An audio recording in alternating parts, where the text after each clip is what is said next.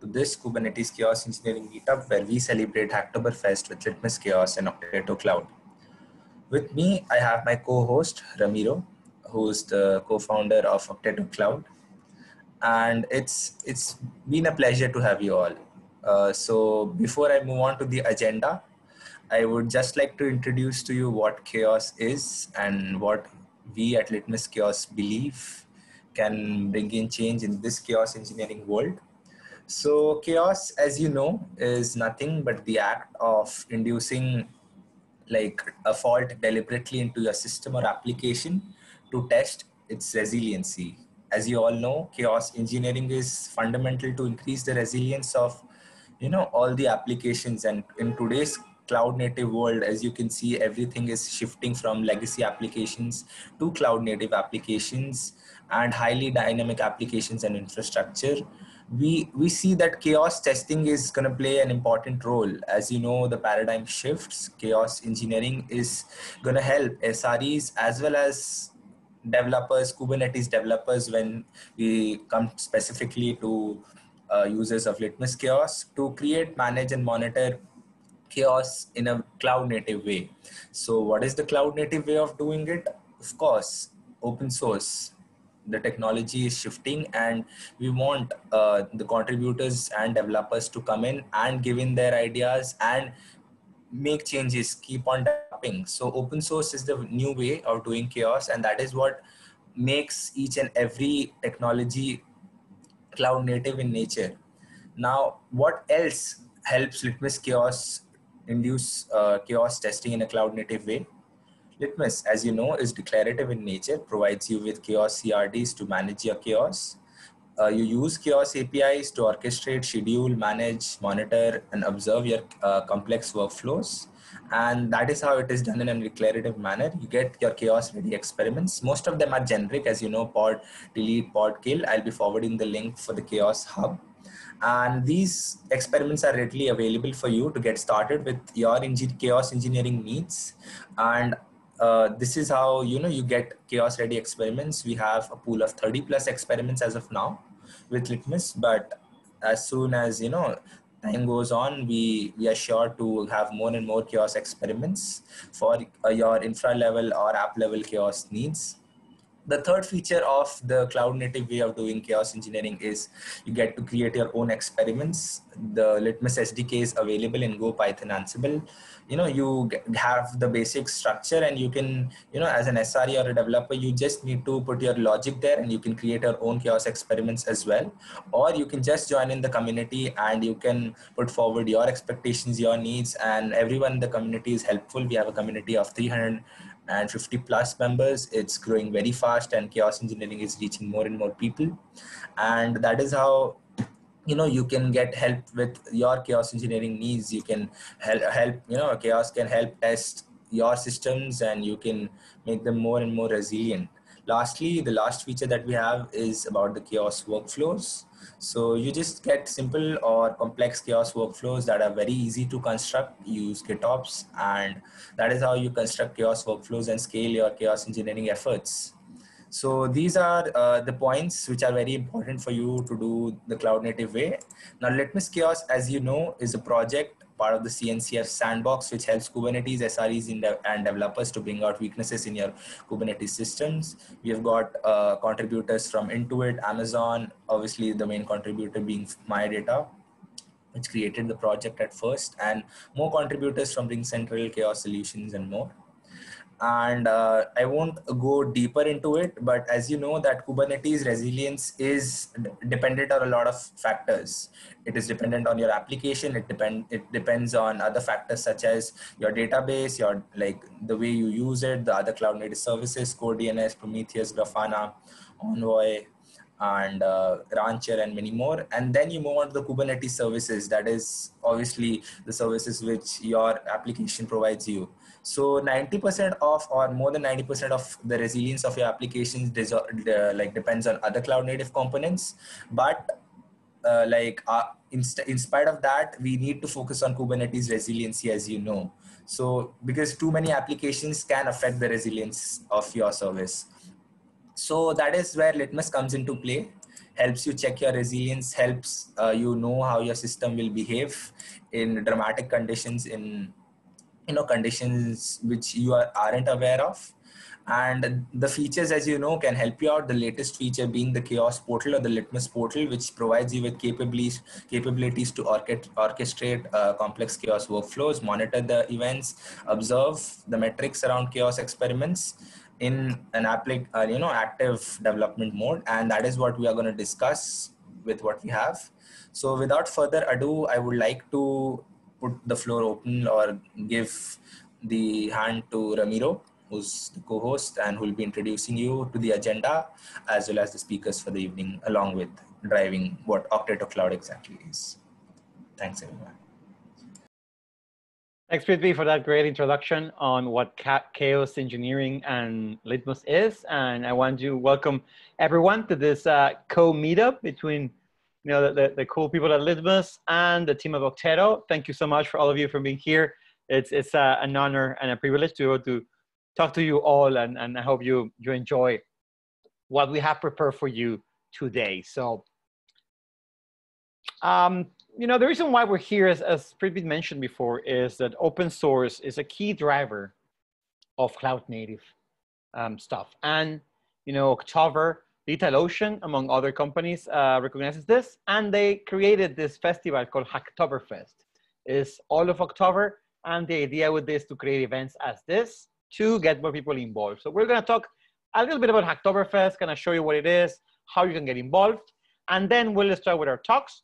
Amit will talk about how you can monitor, analyze, and observe your chaos workflows with a brand new Litmus portal. Then Nishant and myself will talk about what Okteto Cloud is and how you can use Okteto Cloud to launch your very own copy of the Litmus portal and do chaos engineering yourself, collaborate, and a bunch of other really cool things that Nishant will show. Then Jeevanjot will show you how he built a chain link-based application using Okteto Cloud. That's a really cool use case of how you build any type of applications on Okteto Cloud. And then finally, we'll talk a little bit more about how you can contribute to the cloud native world, especially how to contribute to the Litmus and Okteto projects. And finally, we'll celebrate HacktoberFest with some surprises. So if you stick around all the way to the end, there'll be something cool waiting for all of you. And for all of those who know me, my name is Ramiro. I'm one of the founders, maintainers of Okteto. I live in San Francisco. I was born in Mexico, and I love to contribute to open source. We built Okteto on top of open source, and we always love to contribute back to the community and the industry and to other projects. That's where the fun is at. So before we get into different cool talks, let's just take a step back and say, what is this HacktoberFest that we talk about? Well, HacktoberFest is a festival, a virtual festival organized by DigitalOcean, Intel, Dev2, and others, with the idea to make open source more inclusive. Open source has existed for a very long time, but for a very long time, it wasn't easy to contribute to projects. So if you go back way before GitHub existed, it was really hard to contribute to any project. You had to find them, meet the people over email or IRC or one of these older channels. Then GitHub came to be. That makes it easy because now we can all find projects by searching on the web. But it's still not trivial to start, right? For a lot of us, when we're starting on our careers, if we are beginners of open source or beginners of software engineering, it can be daunting to send that PR and contribute. So HacktoberFest is a big idea from DigitalOcean to make contributions easier, to make it available to more people. And all of us who maintain open source projects kind of like subscribe to this festival so that we can get more people to look at our projects, help us if they like it, and more importantly, for all of you to contribute more and more to open source, because the more people who are there in open source, the best is for every single project. So, as I mentioned before, it's sponsored by DigitalOcean, Intel, and Dev2, and it's all about open source, right? We want people to contribute to any open source project. I, of course, would prefer if you contribute to Okteto and the Litmus projects, but it's really up to you. And what's really cool is that there is some swag to be gained. If you send 4 PRs to any repo that's participating on HacktoberFest and they get accepted, DigitalOcean will send you a special edition HacktoberFest 2020 t-shirt.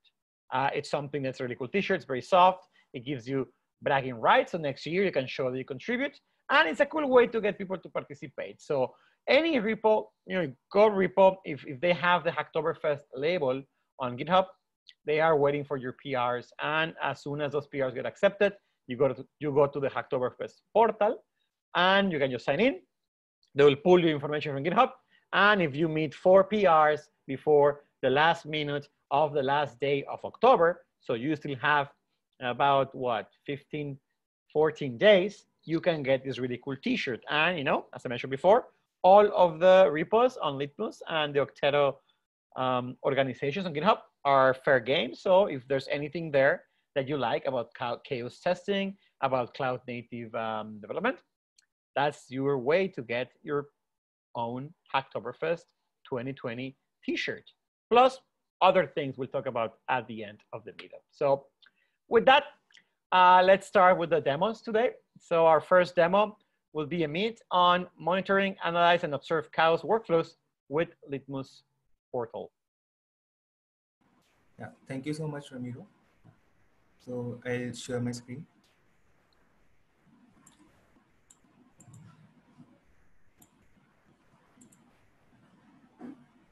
I hope my screen is visible.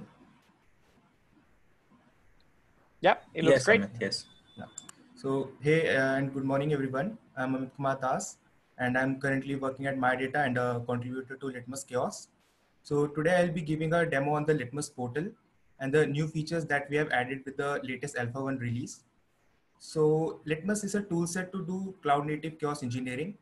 It provides various experiments to perform on Kubernetes that helps SREs find weaknesses in their systems. So this is where we came up with the idea of Litmus portal. So basically Litmus portal provides the SREs a UI console to run, manage, and monitor the chaos workflows. So what is chaos workflow? Chaos workflow consists of different type of experiments with the objective of introducing some kind of fault into the application. Hence, by resolving these faults, the resiliency of the system will ultimately increase. So I'll start off with the demo. So now I'll be installing the Litmus portal. I'll take the manifest from the Litmus portal repo. You can go here. And yeah, here is the KTest manifest for the Alpha 1 stable version. So I'll be running this Litmus portal on my K3s cluster.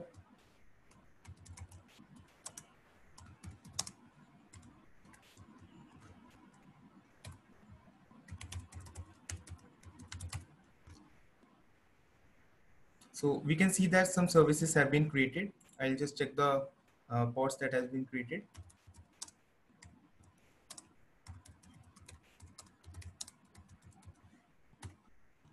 Yeah, so we can see the Litmus portal front end is running, the Mongo database is running, and the Litmus portal server is running. So I'll quickly get the IP for the Litmus portal front end.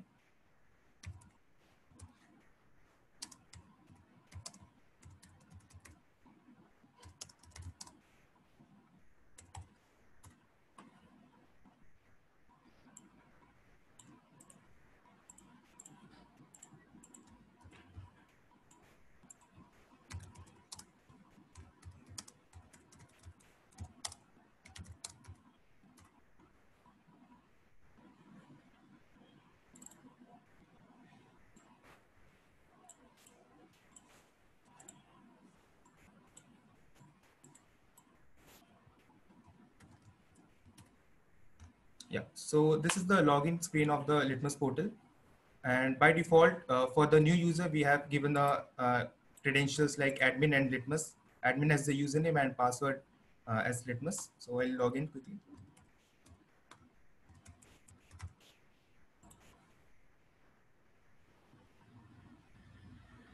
So once the user logs in for the first time, he'll be getting this welcome modal, where the user or the SRE has to add the details like project name, the username, and the password and email. So I'll just quickly fill it up.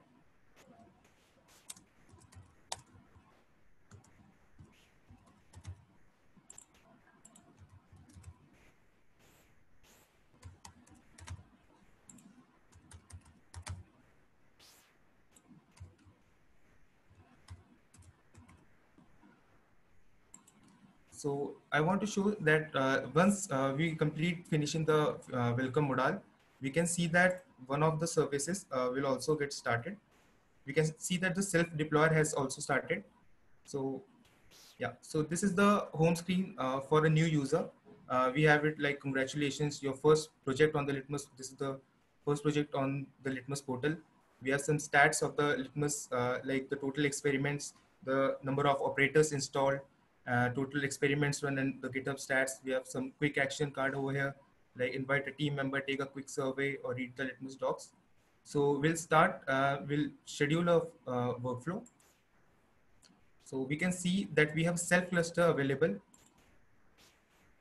So in this screen, we can see a few predefined workflows here. So let me schedule one. I'll go with the node CPU hog. In this screen, we can see the workflow manifest of the experiment that we have selected. We'll go with this. In this screen, we can adjust the weights of the tests that are present. So in this experiment, we have the node CPU hog test. So I can adjust it accordingly. Yeah. So one of the features that we added with the Alpha 1 release is the recurring schedule option. In the previous release, we just had the schedule now option, but now we have introduced the recurring schedule. So we have given some options to schedule it every hour at a specific time, every day at a specific time, every week on a specific day, and similarly every month on a specific date. So now I'll schedule it like 2 minutes from now. So I'll schedule it around, it's 10:52 here. I'll schedule it at 10:54. Yeah. So we can view the YAML here. So one thing that we notice is that the kind of the YAML has changed to cron workflows, and we have a cron syntax here. Similarly, we also have the time zone where we are scheduling the workflow as Asia and Calcutta. So I'll schedule the workflow now. So the workflow has been created. We can go to the schedules and check. Yeah. So it says that at 54 minutes past the hour. So it's 10:53 now. We can wait for a minute for the workflow to start. So meanwhile, I can show you the upgrades we have made in the community section.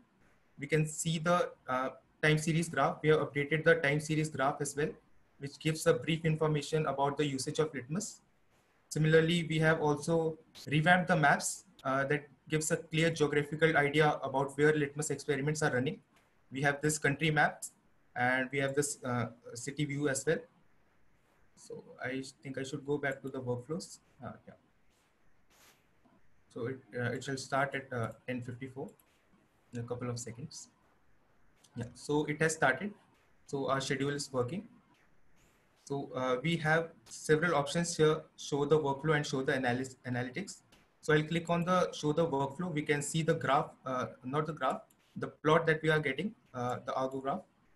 So here we can see the overall detail of the workflow that we have scheduled, the nodes that are running here.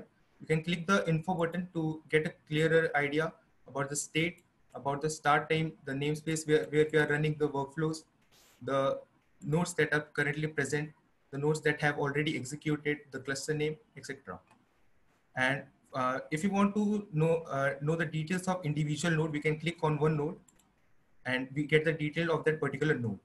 So if you want the logs of the particular node, we can go here, logs. So we also get the logs over here.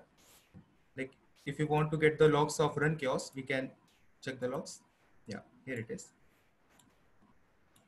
So this might take some time to get completed. So I'll go ahead with the target section. The one of the important feature that we added in this release was connecting to external targets. So what I'll do is I'll connect to an external target. I'll get this manifest and I'll take it down. So currently I was using the Litmus portal on my K3s cluster. Now I'll connect it with the Minikube cluster as an external target. This can be done with other Kubernetes platforms like AWS or GKE. So I'll connect the target over here. So we can see that several services are being created and the deployment, the subscriber has also been created. So we go back here, we can see the external cluster getting created and the status is in pending state.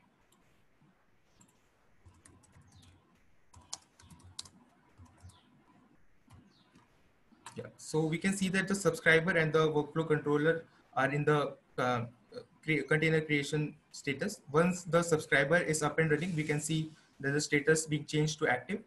Yeah, so the status has changed to active. I can just confirm it here. Yeah, the subscriber is running here.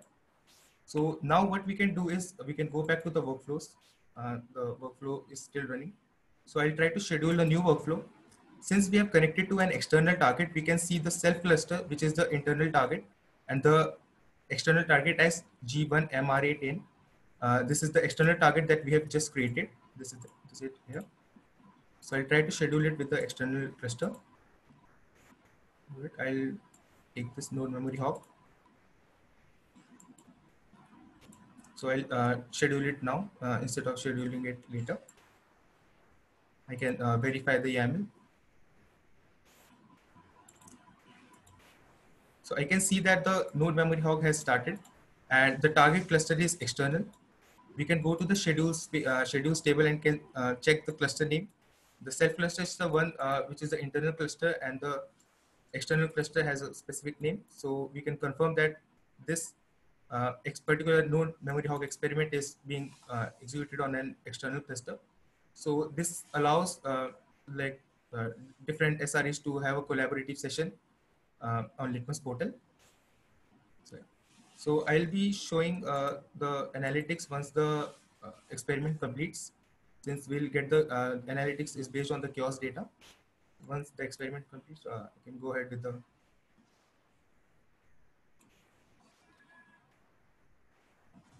So like if you have questions, you can ask me like, in between till we complete the experiment.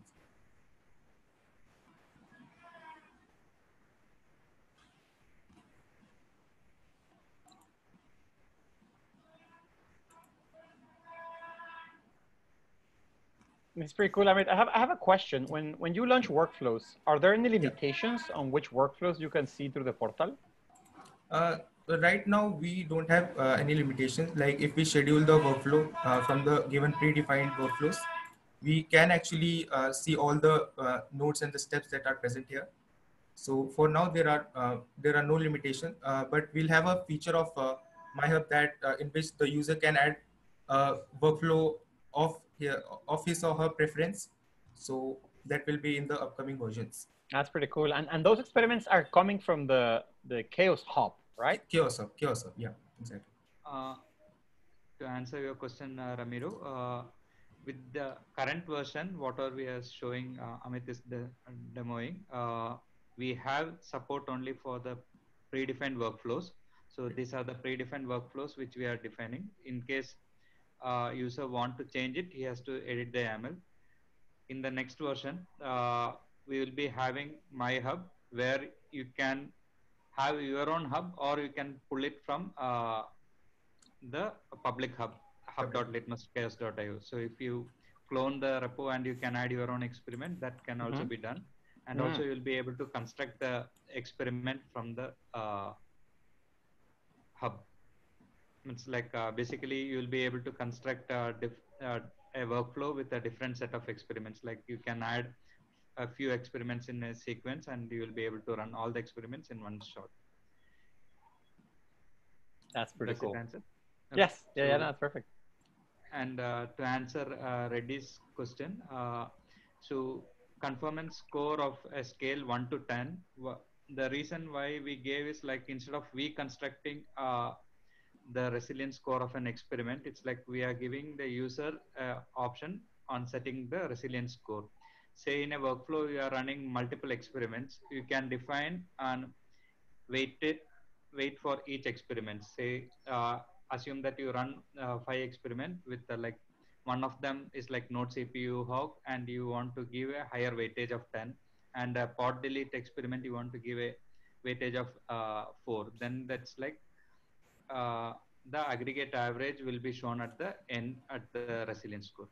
Does it answer Reddy?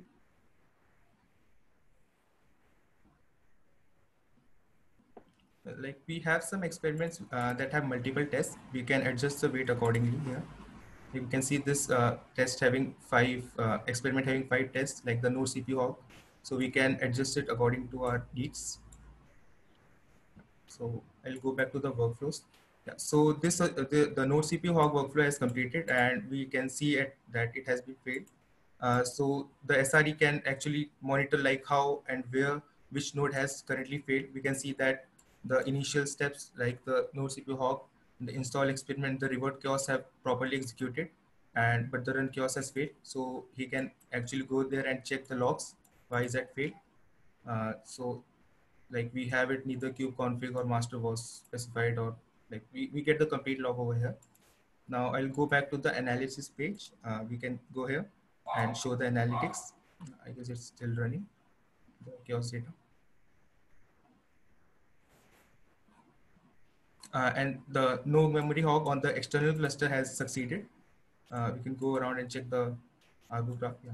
So we can see that each and every node has successfully executed.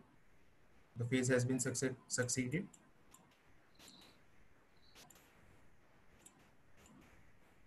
I think it's taking some time to get the analytics. Amit, because it failed, you will get it for the succeeded one. Okay, I'll check the succeeded one. Yeah, so we can see that the green line indicates that the test has succeeded. We can see the resilience score as 100, and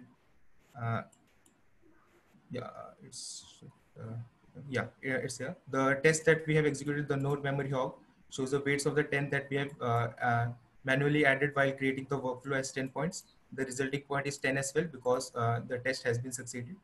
So we, like the previous workflow has failed. So what we can now do is actually compare different workflows, the analytics of different workflows. Yeah. So we can see that the node memory hog has an average score of 100 since it has successfully executed, and the one which has failed has an average score of 0. So with the recurring schedules, we can see a much better graph with some more number of plots. So this for the demo purpose. So yeah, this is what the new features that we have added: the external cluster support, the cron scheduling. Now I'll go back to the settings page and I'll talk about the user management. So I'll create a new user first.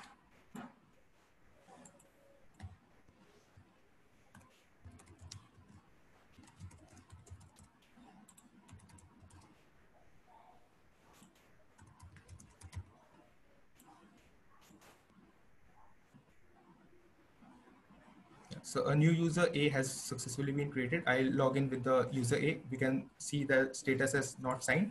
I'll sign in with the user.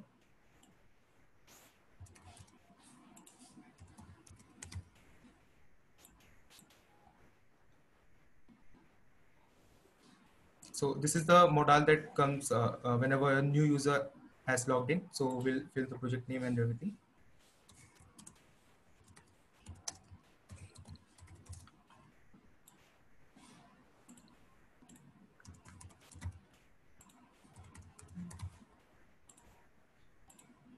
So it's updating the user details. So we go back here, we can see the team, like no users are currently available. What I can do is I can invite a new member. So here I can invite the admin of the project to as a viewer and an editor. So viewers have some restriction. They are not able to create, they cannot create the workflows. They can view the running workflows and view the analytics. And editor has the permissions to create a workflow, create a view and all the privileges that viewer has. So what I'll do is I'll go back to the admin account and I'll invite this demo user into my project.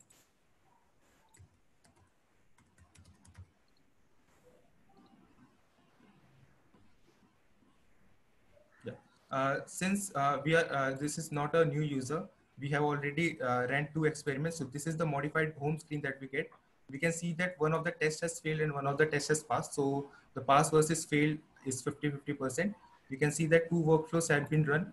The average amount of workflows are 2 per week. You can see the average resilience score, and we can see the graph as well. the 100 shows the graph, the workflow that has passed, and the 0 shows the graph that has failed. Yes.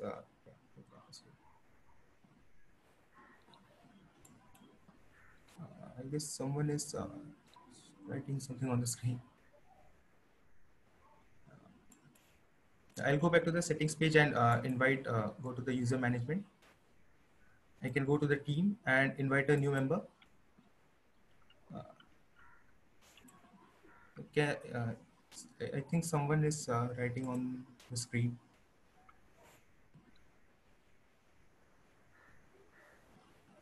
Amit, stop sharing.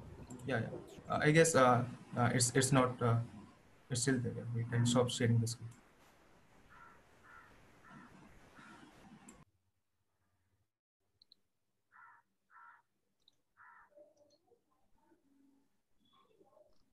Is it still happening?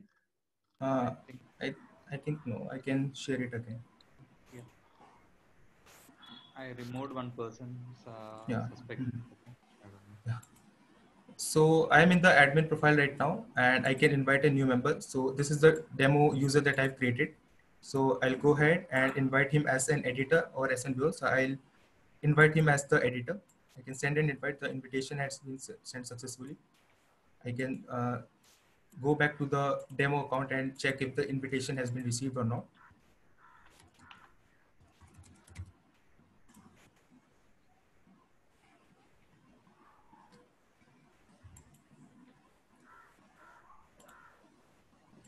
Yeah, here I can see that the admin has invited me as an editor in his my demo Litmus project.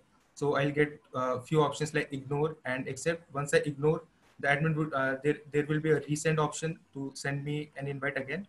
So now I'll accept the admin's invite. Go back to the home page, and now I can see that I'm like being invited in a project. I have multiple projects, so I can go and check the project that the admin has created. So I can actually view the number of workflows that the admin has run. Similarly, I can schedule workflows as well from into his project. So these are the updates that we have added in the settings page, and yeah, that's pretty much it, I guess. So that's a Litmus portal, and we'd love you to try this out and give your feedbacks on our Slack channel as well. So any questions regarding this?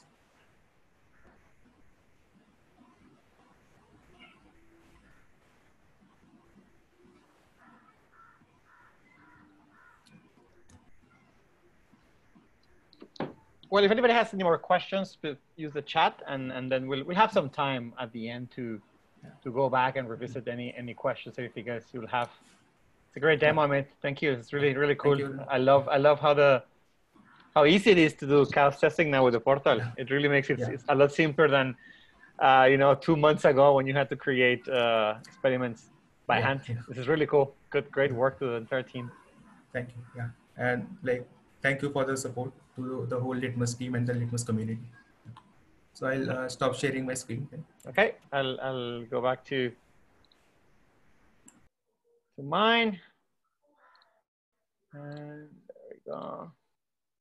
Well, that was Amit with demo of the portal. Now we're gonna go ahead and talk a little bit about what's Okteto Cloud, and then what's gonna be even more cool is that Ishan will show us how you can use Okteto Cloud to run your own Litmus portal, which is the same thing that Amit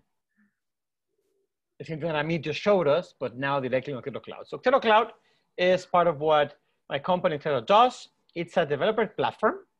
It's powered by Kubernetes, but it allows you to develop, build, and deploy any type of application in the cloud. You go to Okteto, to cloud.okteto.com, you create your account, which by the way is free for all developers, and you can start deploying any application there. If you're building something that leverages Kubernetes, like Litmus, then you have access to a lot of other features. But even if your application is something that has nothing to do with Kubernetes, you still benefit from it. So it's fully integrated with GitHub, with GitLab, and with the Okteto CLI, with all of our open source projects. And As I said before, it's free for all developers. If you go right now, you go to cloudocteto.com. You can create your own account. You will get 4 CPUs, 4 gigs of memory for free to deploy any app. I'm going to just show you real quick how it looks like, what you can do with it, and then I'll pass the screen to Shan to show you more of the Litmus portal and how you can contribute to it through Okteto Cloud. So let me take a step back, and I'll tell you and show you how this looks like. Okteto.com. It's kind of where it starts. You go to okteto.com and you just click on Start Now for free. Okteto Cloud can also run on your own infrastructure. If you have a team and you want to use Okteto for your entire team, just send me a message and we can talk about how to get Okteto running on your own infra. But today I'm going to show you what Okteto Cloud is and how it helps developers as yourself with your day-to-day activities, with your hobby projects, with anything. You go to Okteto and you click here on login with GitHub. All you need to have is a GitHub account. We use that to get your email, your picture, know who you are, and you get here. And the first thing you see is you have this dashboard that's showing you how much memory, CPU, and disk you have available. This is what you get on the free tier of Okteto. You can also, if you need more, there is a paid tier you can use, but this is what the free tier of Okteto gives you. So as a developer, the first thing you're gonna do with Okteto is run your own application. Just click on deploy, and you can do 2 things. You can point Okteto to a GitHub repo, any Git repo, GitHub or GitLab, as long as it's public, Bitbucket as well.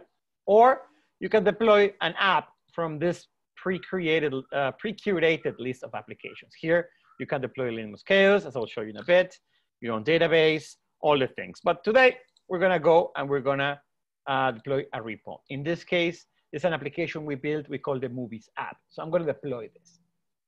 When I click here, Okteto will go to my repo. It will get, in this case, the master branch. You could pick something else if you don't want master. It will clone the code in my namespace in Okteto Cloud. It will build all the images that it needs to build, and then it will deploy my application. You'll see here all the logs as all of these things happen. So one thing that's really useful is that Okteto comes with its own private container registry and build service, which means that you don't have to build your containers before deploying. You don't have to use Docker locally. All you have to do is point Okteto to the repository. And if your repository has a Helm chart, Okteto will deploy it. If it has a Docker file, Okteto will build it.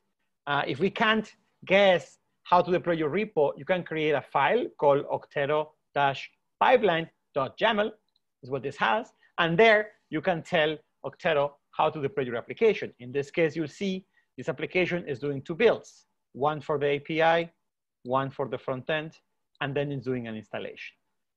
Once your application is up and running, one thing you'll notice is that Okteto will give you automatically an SSL endpoint for your application. If you see here, this is the status of your application. Everything is running. In this case, the Movies app has an API, a front end, and a database, a MongoDB database. And it has 2 endpoints, one for the front end, one for the API. If I click here, I'll go straight to my application. It's up and running. Few things to notice is that this is a valid SSL certificate. It's something you can test with. Okteto will automatically generate a cert for you based on the name of your namespace, in this case, your GitHub ID, and the name of your application, in this case, Movies. It already built the image. It'll deploy the API and the front end, and everything is running here. So if you see here, you can get the logs of it immediately. You can see what's going on with your database, and you can see the full status of your application. Now, if you want to get deeper into Kubernetes and how all this works, you can also go to Okteto Cloud, download your Kubernetes configuration file here on the settings, and just simply use kubectl helm commands. That is if you're building applications on Kubernetes. For most applications, you don't need this. You can just do what I showed you right now. Here, I'm going to show you, I'm going to go to the repository, and you see it's a normal repository. It has this Okteto pipeline file right here.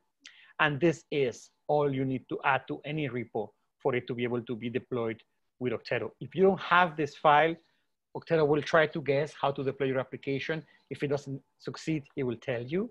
But if there's a Docker file there, if there's an Octeto YAML in there, if there's a Helm chart, Docker Compose, it will figure it out and you will deploy it.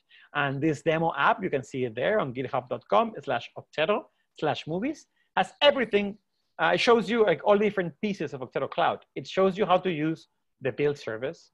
It shows you how to use the registry, because this image is living on octeto.dev/API, which is your private registry just for you. And in this case, is using Helm to install. Once the application is running, it's really up to you what to do. You could write code locally and then update the branch, and then just click here and do redeploy. You could create another branch and push it. You can change it here. Or, in this case, I'm going to show you another example. You could even deploy your IDE directly in Octeto. It's something new that we just released. You can deploy Theia, which is a cloud IDE based on VS Code. You can add your repository here. In this case, it will automatically check out the same repo you show you, the movies repo. You can deploy this, and this will run the IDE directly in Octeto. You don't have to do this. You can use your local IDE if you want VS Code locally, if you want to use something else like PyCharm, IntelliJ, any of those. As I show you, it works really well. But it's something new where we just launched like a month or two ago, where you can even run your IDE directly on it. And when you have there, this allows you to never install anything on your computer. You have your IDE running on Octeto Cloud, your application running on Octeto Cloud, your builds are going to happen there.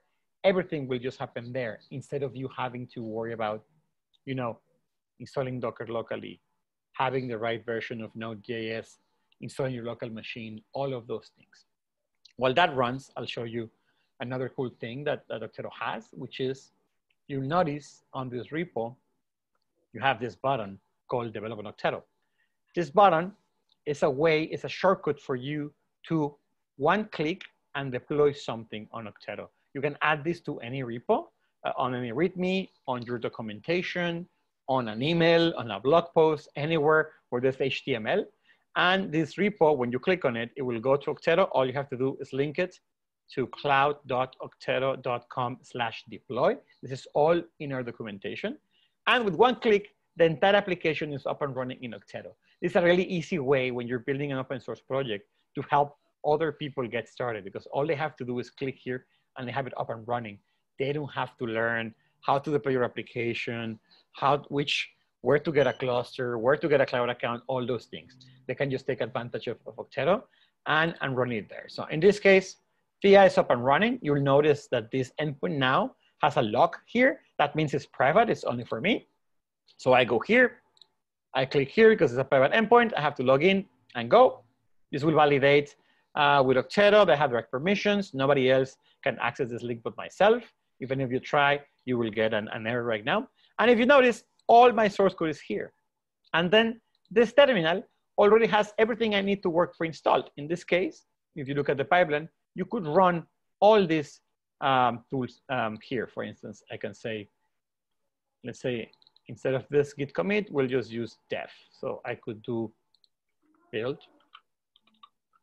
dev API. And you'll see that this instance already configured to use Octeto and all its tools, in this case, to build the image. If you notice, it was super fast because since I already deployed this application, there's a cache build there. So Octeto is taking advantage of the cache, of the build service, so you don't have to rebuild things all over again. So in this case, and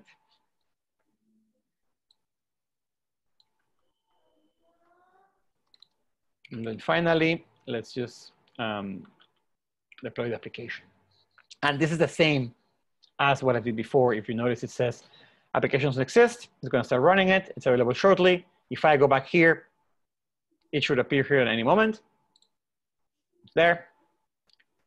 Now it's running, same application as before, but now I did it directly from Octeto. So if I just click here, I'll see the same movies app as before. So this is an example of how you can use Octeto Cloud to aid you when you're building your applications, right? You can use it to just run your applications, to run a database, to build an entire Kubernetes application, and even to run, your IDE, remote terminal, everything you need. So if you're building applications microservices, anything with Kubernetes, I really recommend you check it out, cloud.okteto.com. It's free for all developers. It's free to start. If you need more power, you can get a subscription, but the basic layer should be enough to build an application. There are some restrictions. Applications will shut down after 24 hours, but you can just redeploy them and they'll be back online. And it also integrates with GitHub, GitLab, the Okteto open source tooling, and a bunch of other things. So again, if you're building microservices, if you're building applications for yourself at your company, give this a shot. It's a really easy way to get applications up and running and in a way that anybody can contribute, as shown with the button. And with this, I'll pass the screen to Ishan. He'll show you how they're using Okteto Cloud to help teams develop and contribute to the Litmus portal that we showed you a little bit before. So Ishan, do you want to take on the screen? Yeah. So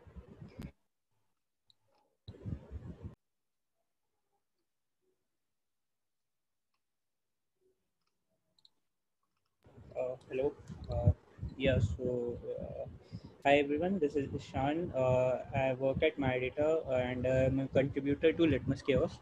So as you have just seen, like Amit has already given a demo of Litmus portal, and Ramiro has talked about like how you can use Okteto to ease your application development and sort of automate everything. So we have an integration with Okteto. So we had one integration wherein you already get the chaos experiment CRDs, so that you can do chaos engineering on Okteto Cloud. But now we also have our Litmus portal, which can be deployed with just one button click to Okteto Cloud. That is your version of the portal itself. So I will show that.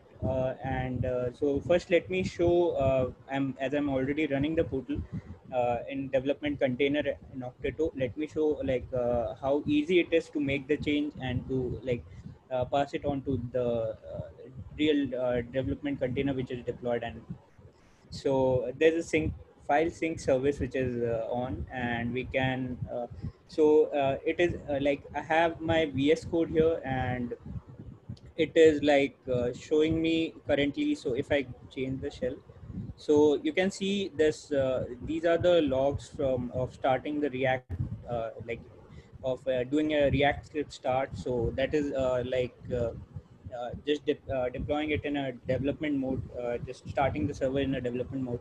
So what we have is like we have I have a Okteto pipeline, and like this pipeline is itself like as Ramiro was talking about different ways of like using Okteto. So we have a Okteto pipeline which is under our front end component. So you can create pipelines for whichever component you want to test it out. And so this pipeline is nothing but like you can pass on environment variables, and like we have one Cypress installation, so we can skip it. Like we can just pass it here, and it won't install for the first time. And I'm using a persistent volume to sort of like use the cache and not while even if I do an npm install again, it will just use the cache. And I have CPU and memory given, like this is the CPU and memory I've given to the development container. You can increase or decrease based on your plan, or based on the application. So this is quite simple, and it is like just like the deployment YAML. So this is the Okteto YAML for each component you can have, and you can just use the pipeline to trigger it. Not pipeline to trigger it, but you can use a Okteto up command to like start your development container with it. So let me show you the pipeline now. So this, what I showed was the development container configuration, which you can do. So I have my just the component name here, and the image is like I'm using the node image as I'm having a node, just the React uses npm. So I'm using a node version 12. So it is already provided by Okteto, and we can also so let me show you the pipeline now. So this is my Okteto pipeline. So for demo purposes, or for our namespace scope installation of Litmus portal, we have a hello world sample hello world application from Okteto. So we are using that, and that is a simple you can check it is already deployed. I can yeah, so this is my hello world application. So it is nothing but it will show you the name and the pod name, I guess, and so it will change depending on the chaos experiment we perform on real time if the pod goes down. So we have this uh, first we apply, like the pipeline has 3 steps. Just so first we apply the hello world application under test, then we have a template which we use for Litmus portal manifest. So that is a template for every namespace scope installation. So this template is specifically like due to some, like we have restricted the resources limits and all for the Okteto development manifest template, and this env substitute just substitutes your namespace, and it generates you the Litmus portal manifest, and it applies the same. So everything is automated here, and I have mentioned in the dev, so I have mentioned this Okteto YAML as my under this section. So we have the pipeline now. So what I did was yeah, so we can go to Litmus portal slash platform slash Okteto. So you can also visit like the, so this is the clone of the same. So you can also visit the master. So we have this changes in 1.9 release 2. So we have under Litmus portal platform support for Okteto. You can either use it for chaos engineering, or you can use it to develop Litmus portal itself. Like it gives you an easy way to, rather than using the terminal, you can just schedule and you can perform experiments based on on a interval or such. So let me now show you so we have the readme, and we have specified the prerequisites for it. So you should have a kubectl, and you should have installed Okteto CLI. So this CL, and you can, yeah, so we, our steps are quite simple. So you have to clone our Litmus repository in your local in your GitHub account. Then you can just create a dev branch, or if you want you can take it from master, but it's a feature branch you can create. Then you can just come down like to this particular folder on that branch, which is like Litmus slash Litmus portal platform Okteto, and you have to do nothing but the hit the develop an Okteto button. Once you hit this, I will show this working, but I've already deployed, so I will be showing it later after cleaning up. So when you hit on the button, every component in the portal gets deployed automatically as a step in the pipeline. So you can check, like, these are the logs from the pipeline. So it started the pipeline, it applied the hello world manifest, then it created the deployments and service, and it did the substitution so that we can deploy it on a required namespace, which in my case is my GitHub username. Like it will be your GitHub username, but it is this. So then we just do a kubectl apply of the dev manifest, which the pipeline created, which was created in the pipeline. So our portal components got deployed, and when you fill up the form and like you create a project, your other components like the subscriber and the agents which Amit was showing, so it will get deployed. So for Okteto or for the namespace scope installation, we deploy all the components in the same namespace on the same cluster, and or you can also install in a like different cluster if you want the same namespace or something. So we have all the configuration for that.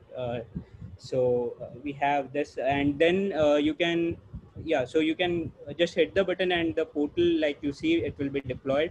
So I will show that, and now what is deployed is like, this is my development container running. So if you see if you're seeing the demo, like it is not much major change, but you can see there's an exclamation mark, and it is already deployed, and my front end is in development mode, and we have another production front end deployed. You can check if you want in real time the changes which you have made, and the production mode what we have. So this went into the development mode. So I'm not using my cloud ID or something, but I will use just my VS code. So I will be removing this exclamation mark just to show you how fast is the change. And it, you can see like it is recompiling the React script, it's recompiling this. And once it has done that, you will be getting the the output here on the screen. So just taking some time depending on network. Yeah, so we have the change, so you can see the exclamation mark is gone. Like it took some time because I was so this will be faster now. You can add it again or something, and I will hit save and it will automatically reload. Okay, so it depends on your network speed, that is a factor, but it will automatically reload with the changes you have just made. So I've just added the exclamation mark, but you can develop the entire front end with this, and you can change all anything you want and just like build the develop the product. So we have this, and then so it is quite easy as you can see, like making the changes on the local machine and getting it reflected on the development container in the cloud, and having all the backend deployed on the cloud, so your machine doesn't have to have anything. And also you can schedule workflows. If you go here, you get the self cluster already, and you can go ahead, select, and we have in the target section you can see this one. So your self cluster is already active there, and you can go ahead, you can schedule a workflow. So we have a namespace scope workflow for that reason, which is a Hello World application, which performs chaos on Hello World application. So once you schedule it, so it will start running like uh, depending on your this it will, there's a factor that you have to watch for your memory and CPU consumption. So so on that you have to upgrade your plan or tire or something. So you can go ahead and then you can create, and you can see it started running. You can then, as Amit showed, you can get the results and all on basis of that. So also it may be yeah, it failed because I've already run many, so I have to clean up and show. But yeah, so you can see like you can schedule and run, and the same experiment will be starting you can check. I had performed many experiments before, so you can check. I just I'm showing you the logs or something. So this is the chaos result of a experiment that I performed there. So this was a simple pod delete, and on the Hello World application, so it passed, and we have it here. We could see it in the portal too. And so you can see these are the logs, and our jobs were our pods were getting created for the experiment which ran. So that was a pod delete on the Hello World application, and so that's the thing. And so yeah, we can you can schedule workflows directly on Okteto cloud, and you can use it for chaos engineering. You can deploy your application under test, not Hello World. You can deploy your own application under test, and you can deploy the portal with a button click and just carry on with chaos engineering without having to create it on your own cluster or local machine, or maybe in your environment. And you can directly use Okteto cloud for it, or you can also contribute to the project by developing it. Like I showed, it is very easy to make the changes and do. So now what I will do is so these were the what I showed just now is it is already up and running. So let me kill the server. So I have stopped the server. Now you can see it won't hit any get any like service running on that same port which I was targeting. So it will not able to reach the thing. So you can do now Okteto down if you want, and you will get back your original deployed. Okay, so first I have to exit the development container. So this is so this took me directly to the development container, and you can see our service is down. So as I stopped the development server which I was running, so now I will do a Okteto down, and it will basically kill the development container, deactivate it, and deploy your copy of the production itself. So to start with, we were just deploying the copy of the production thing itself. So now if you refresh and check, it is no longer in the development mode. It is the deployment. So it is on the same endpoint. So you can also refresh it, and you can check it will again fetch you the original one. So you can see the change is gone. And so this was our production. Also you can access it if you want while developing. If you want to access, you can just access the another endpoint and get the production same thing there. So and now let me clean up the things and show you. I will destroy everything here. So I will be destroying like you. Yeah, this is one good feature which Okteto has. So you can just click destroy the pipeline. It will destroy whatever got created there for it. And but for other components which we just installed, we have to destroy it like manually. So we are destroying all the components here.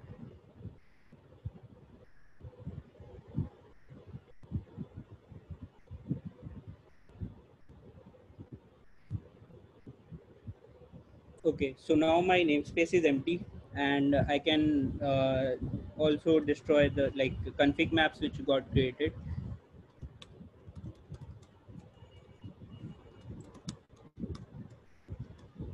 Yeah, so I have deleted the like there will be two config maps.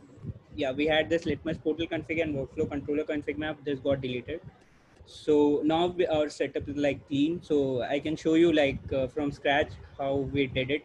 So how easy it is, like you have to go to Litmus main repo, you have to clone it, you have to fork it.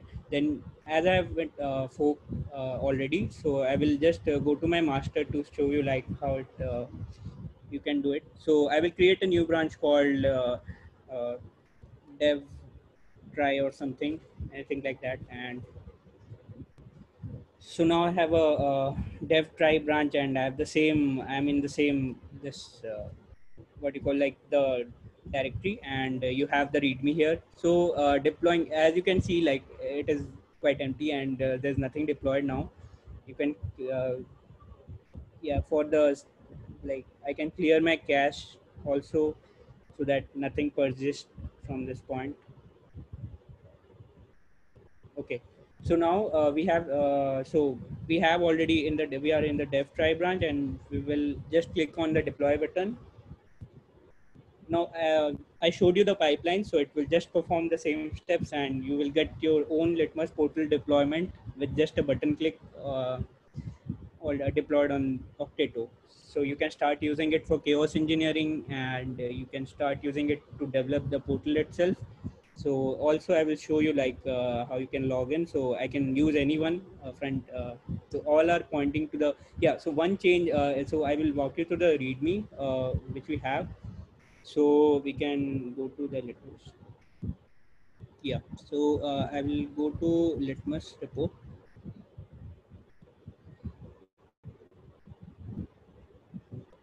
Okay, we are in the master. I can show you the README from here too. So we have. So as you can see, the instructions are quite simple. So after this button click, you have already the portal deployed, and you can verify it. You can just log in, and with the same steps which we followed earlier. So you can log in, and you will have like the portal.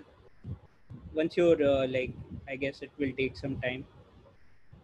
Okay, so it is taking time. To till then, like you will like click on the button and it got deployed. Then you can log in, or you can leave that step to the till you start the development container. So now you have to do like you have to export the kube config, which Okteto gives some very easy steps. You can go to the settings, you can download the kube config again, and you can just copy and run the command.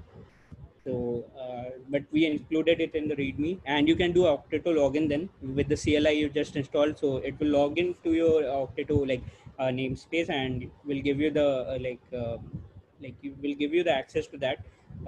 So then you can do you can go to the directory, as I am in the front end directory right now. So I'm in a different branch, so I can switch to the branch, or I can just use this branch itself. But I guess it will be like I can do one more thing. I can just yeah, to show it from scratch, I will, let's remove this entirely. So okay, so I will be removing my clone which I have, because it doesn't have the current branch which I just used. So I will go to my folder. Okay, so here we have go yeah, so this is my Litmus repo. I just moved it to bin, so there's no like thing there. And now so yeah, after that so after Okteto the you simply you will get logged into your container, I mean the shell to your container, so you can just run this command in the bash shell. and you have to replace this step must be done to like access the like your service, the backends, because we are deleting our main container. So our nginx is in the same front, the front end has the nginx too. So our routes will be like not proper. So what we did was we are using the production front end service, this endpoint, to get the access to the backend and to perform the next step. So next steps is like so you have already, and this step shows how you can exit and commit and push the change. So that is that. And then yeah, so I already have this portal running, I guess now. Yeah, so I'm already logged in. You can see I can create my project. I can create anything like test or something. I can give a name like AB or something, anything, and then you can give a password. And okay, so it will create. Till then what we can do is we can clone this entirely. So I will clone this my fork. So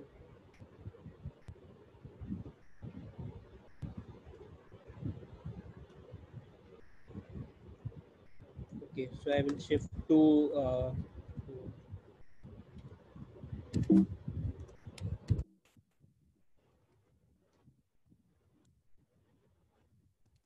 okay, so I'm into it. So I will just clone the repo. Okay, so it started cloning, and here you can see we already have the portal again deployed like we were using it, but this time just one like changes there. I've deployed it from scratch, and you can see already all the other components getting deployed. So like we have all the things running which we need. We can yeah, so we can like go ahead and check like this two endpoints are there, and but you can check like this is still not in the development mode. This is in the like taking it from the image we already have for production. So to activate the development mode, you can also follow the instructions here. So Okteto namespace, then Okteto up. But if you want to customize anything like I did for Cypress and all, like for the environment variables, you can create a pipeline from beforehand and you can do Okteto up. So not pipeline exactly, that is the Okteto.yaml which I just wrote. So now we have the clone. We can go into the directory. First, let me. Okay, so I guess my, let me check it from here. Yeah, so we were in the dev try branch. So I can go to dev try branch, then I can do open my editor. Okay, so I have already it running, and you can check, you can see like I just cloned and I have no npm dependencies installed or something. So now I can go ahead and like yeah, so I will be going into my front end folder. Then as I have mentioned in the readme also, you have to add this particular endpoints so that you can still connect to the backend after you have deployed it into development mode. So okay. Yeah, so you here you have to just replace your Okteto names like the Okteto namespace template with your namespace name. So it is for me this one. So this is same as your GitHub username. And yeah, so now we have the routes to the backend, and this will be required when you log in or something. And so we are already there. And then so the you have changed the config, and you can now also use this same cell, and we can go to the front end folder itself from here. And okay, so now you're the front end folder. Just you have to do is I have already logged in, I guess, before I was logged in. So I can log in again, but if it says, but I can just do a Okteto up to get it, the development container running. So I guess I already have this, and you can check like it is still in the production using the same image as production it's using. So now I will do a Okteto up.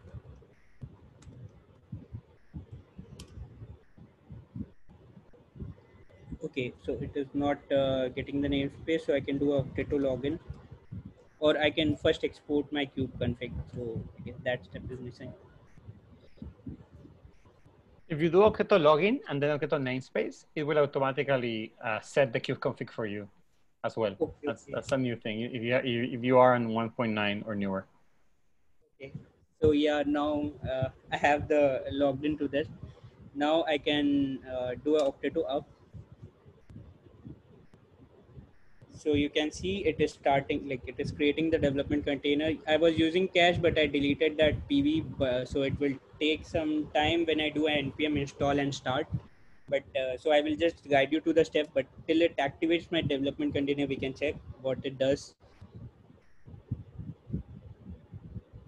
Okay, so it is starting the file synchronization service. So my entire front end files, whatever the change I just made, all will be like taken into consideration. And I had the Okteto YAML. So according to that, I'm just this entire repo, I'm this entire directory, I'm copying it in this particular directory, so in the container. So all the files will be synced if not already there. If you're using some PV or it is taking from cache. So you can see I have no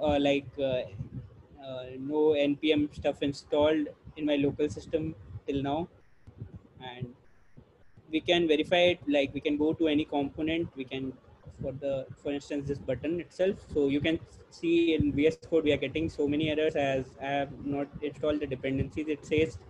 So that is a check I put, but still you will be able to change it because you have the dependency on your development container. So now you are so now you can see like it is port forward, and you have the development container running there. So now when you do a refresh of this page, you won't get the service anymore. So it is saying to start this service. So now you can just so we are using this particular model from the options Okteto have, as like it is pretty fast forward to make change rather than pushing and building and pushing to image like the registry always. But we you can also try that like using the Okteto registry, uh, but we will use this one. So now we are in the app folder itself.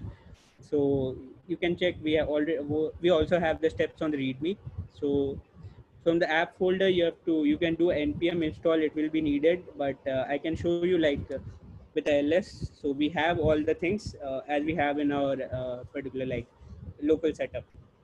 So it already, like I also deleted the volume, so it took such less time to sync all the files. Now when I will do a npm, let's try with the npm start without installing. So it is likely to fail, but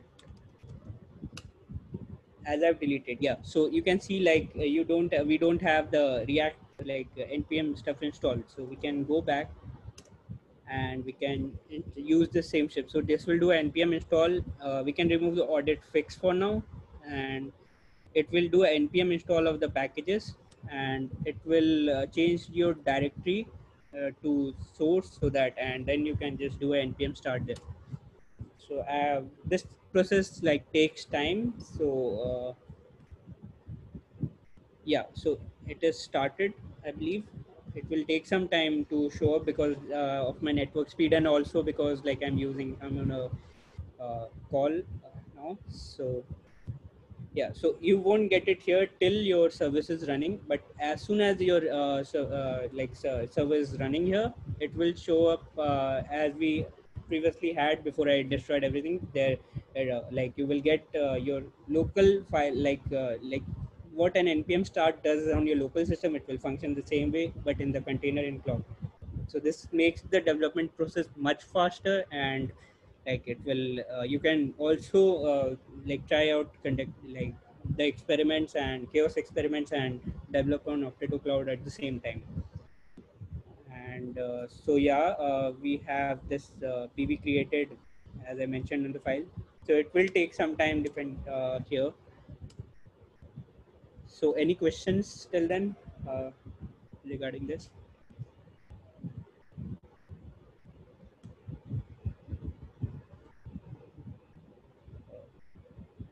Okay, so I we have no questions. So okay, so we have all this in the main file itself. So we have also added debugging steps.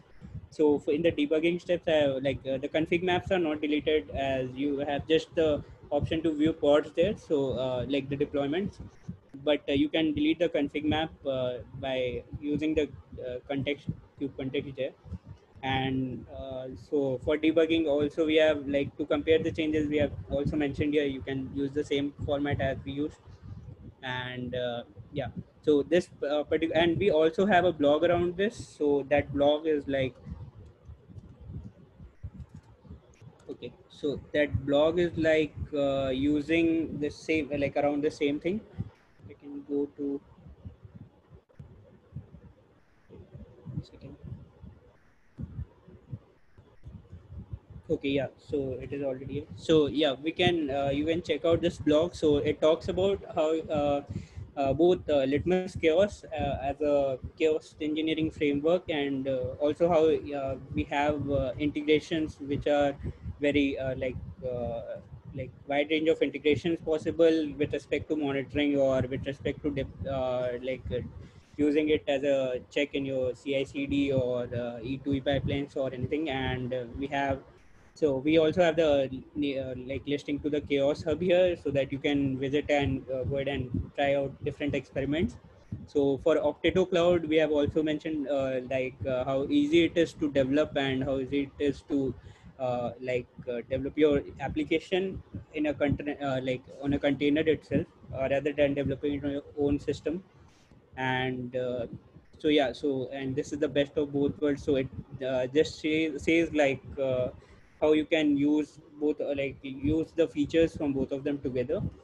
And this particular, like the same which the demo just which I just showed is like here. So you can see like if I enlarge, you can see like it is the same link I'm using. So I'm using the ingress there. So they automatically provide you a secured endpoint, and this is very rare, as even in, if you use it, if you try to create a development environment in EKS, you have to configure all the things for yourself. So you are getting a secured endpoint here itself. So you can actually try out everything in the, as it would look like in production, just with the component which you want to change in the development mode. So that is the thing. And then the setup also, I mentioned how easy it is. So you have to just fork the repo, and you have to you can create a feature branch, or you can use the same master branch if you are not using it for development. If you want to test out your application and portal itself in a ready to deploy environment on cloud, so you can just use the master branch itself to deploy after forking. And so you have to click on the develop on Okteto button, which Ramiro showed and which I have used to ease the steps, like to simplify the steps. And now so you will have the portal running, as I just said. So all the components deployed, and you can start scheduling the workflows. And for the development steps I mentioned, so this will just take you to the readme which we have, so that you can set up the development environment if you want. So this blog is like for both SREs and developers, but if you want particularly to develop our product, you can check out this blog and this readme, and follow the steps to get your like development container running. And we have the resources and the community. So yeah, so this was a blog around it. And we can check. So yeah, so installation steps are already over. Now it is starting the development server. So this also takes some time. It depending on your, like this will take some time because I didn't have the cache, like I deleted my PV also. But it is quite faster if you have that. And so yeah, so we can already see like it has shifted from running into development mode. And this is done, like if you hit on done, like it will like stop, it will stop and like push your changes or something. And but here you can like check, it is not in the same mode which we had earlier. So here you can view the logs of the sync service which is going on in syncing all the files. And this is still with the development mode deploying. You can still access Litmus portal on this endpoint. So you have to log in again, I guess. Yeah, so it is still active, and the backend service, like the endpoints, will be used same for both your development and production front end. you can log in and check. And so once it is ready, so it is not ready yet. You can see like it has not started the service on port 1991. It says, or it is loading. It is starting. So once it has started, you will get all the things running. So yeah, any questions regarding like deploying the portal or regarding the development? Any issues like?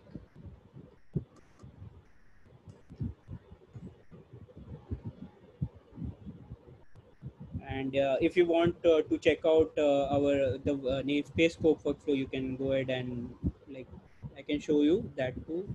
We have in Chaos charts.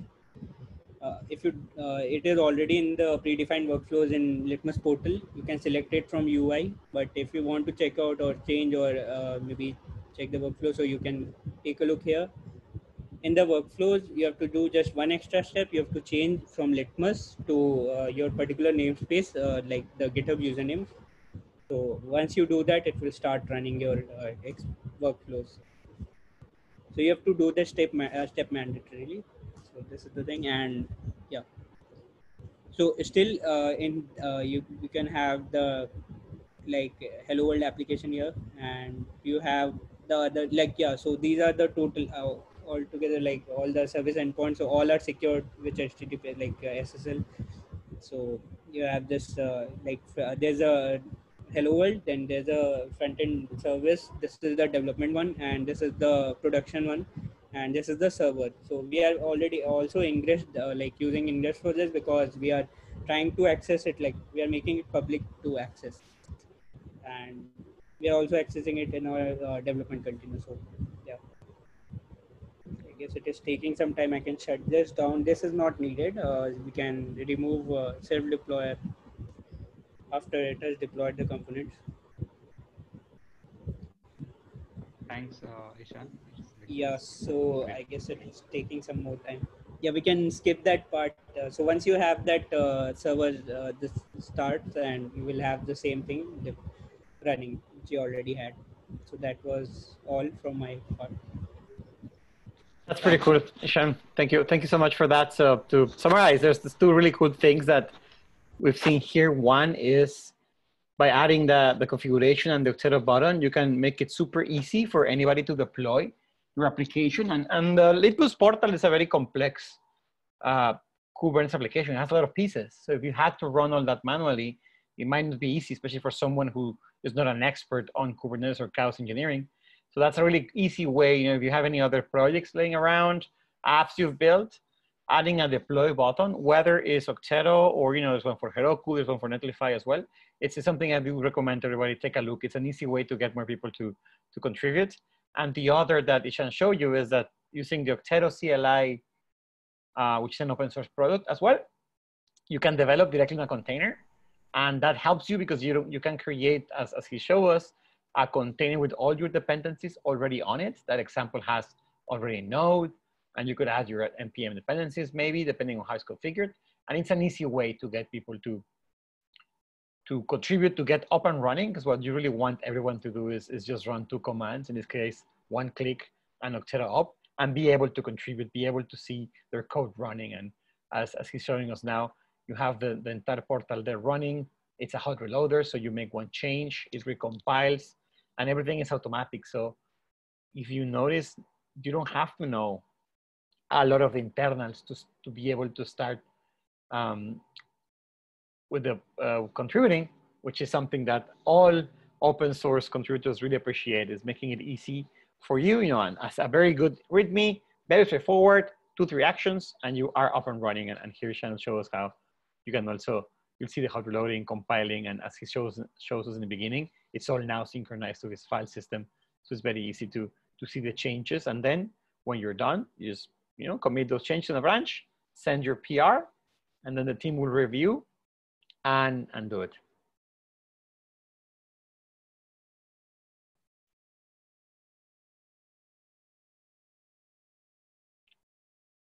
Yeah, so we have the container running and you can make the changes. So yeah, that's pretty cool. That immediate feedback is something that's super useful. It really makes sense. I love building like that, because then you just type some changes, see the result, and immediately comes up. And that's really cool. Thanks, Ishan, for that demo. That's pretty cool. So now, Jeevanjot, if you're online, gonna talk to us about how he built a Chainlink application on Okteto Cloud, and Chainlink is a type of blockchain. But I'll let Jeevanjot explain what Chainlink is, why it's important, and how he's building applications on that really interesting space. So all yours, Jeevanjot. Thank you, Ramiro. Hello, everyone. So recently, Chainlink, recently Chainlink organized a hackathon where he let different users participate. So I was also one of the participants. So I created a Chainlink-based, Ethereum-based, powered by Chainlink application dApp.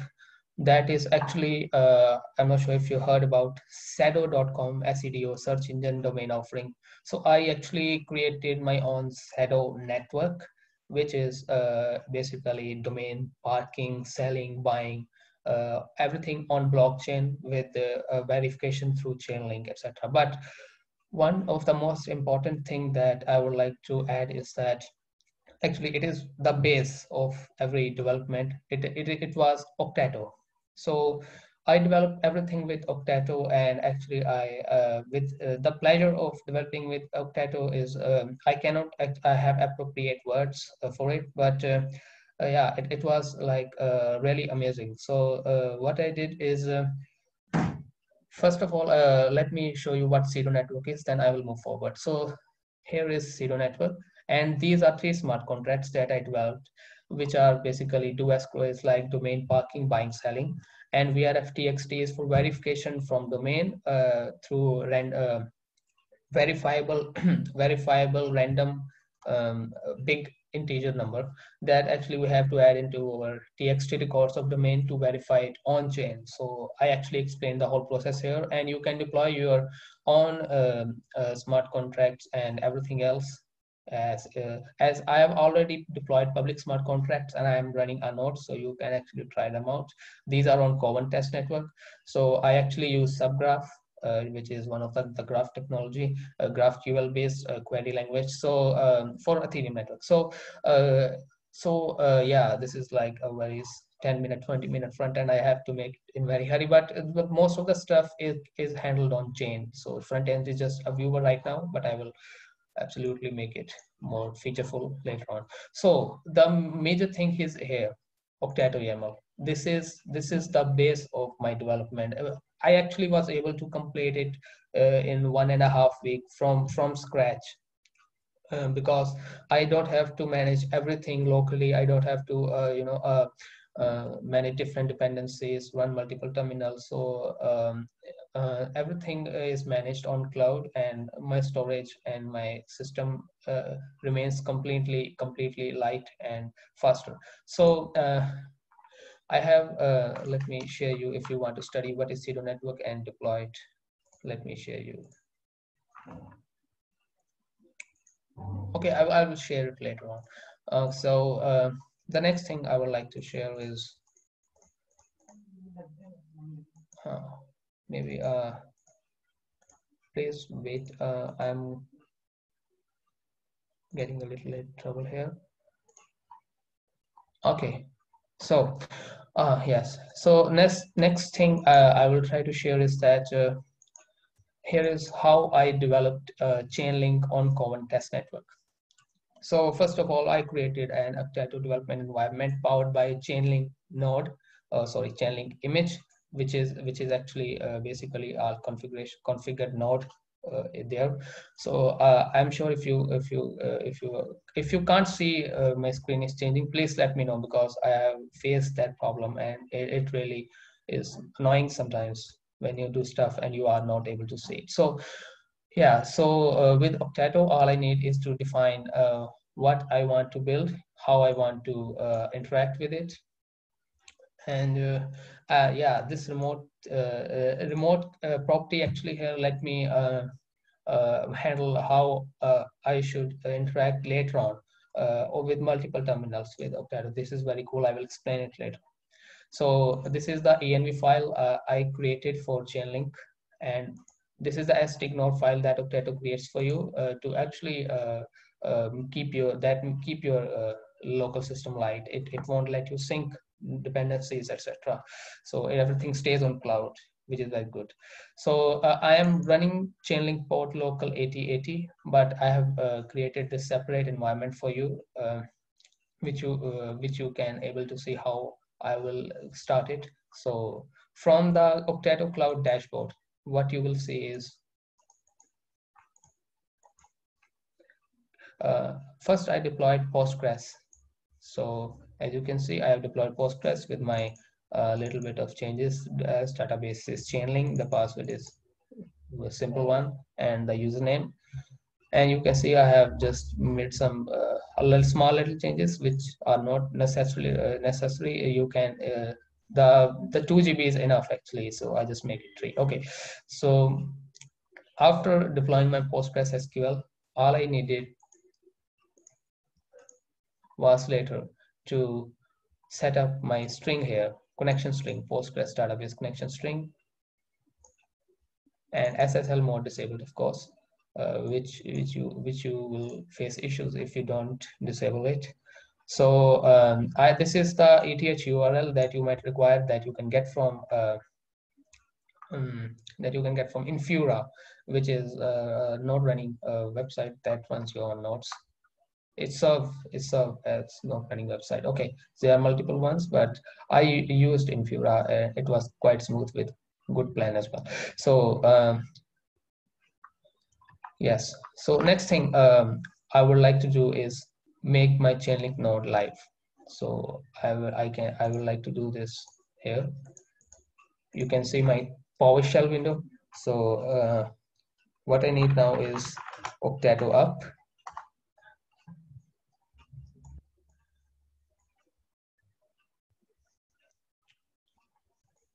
Yes.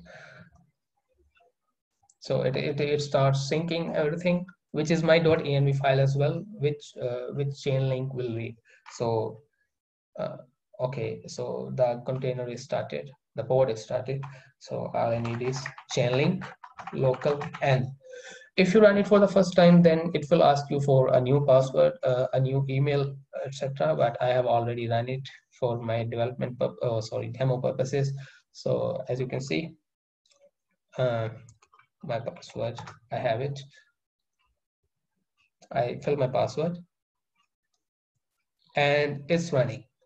So now it's running. You can actually access it either locally, as I have for I am moving forward ports, or from Okteto Cloud dashboard.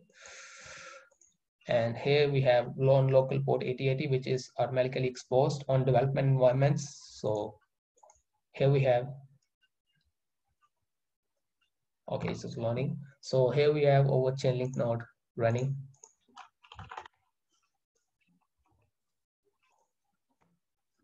So my password, and we have our different configurations which we can add, and all this process is actually I'm not sure. Okay, I can move it. Okay, so all of the process is actually explained in this blog post which I wrote recently on my absolutely new Medium account, which I'm starting from new for specifically focusing on development of cloud based applications and blockchain based applications. So let me share you on the chat. Okay, here we have the chat. I'm not sure. Okay, so I can actually able to open it. Everyone, this is the blog post, and this is the Zero network. Let me share you that as well. Okay, so these two links I've shared you now. If you have any questions regarding until what we have done right now, because next I'm going to tell you something more cooler that way cool. I'm sorry for my English. So yeah, if you have any questions right now, please ask. You have any questions until now what we have done?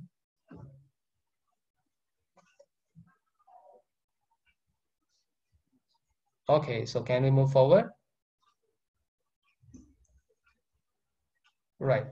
So no questions right now.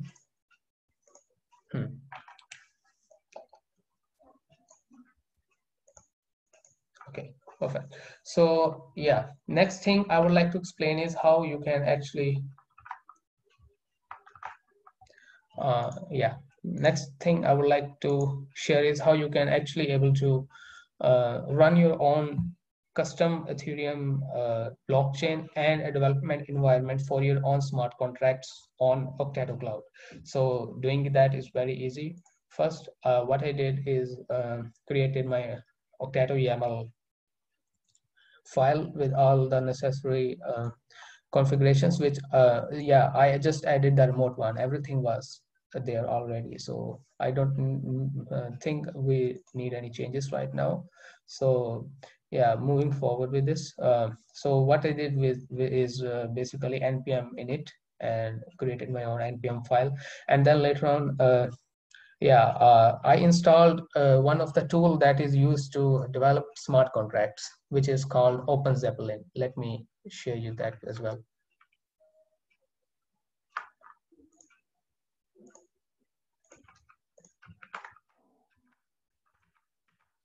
So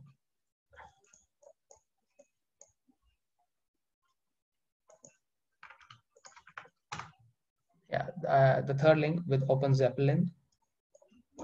So this tool allows you to actually create your own environment for basically building smart contracts. So I have built a small file called hello world, kind of hello world kind of smart contract, which actually take your message and assign it to message variable, or later on can update it. So let me show you a quick demo of it, and running your own Ganache CLI, which is, let me show you.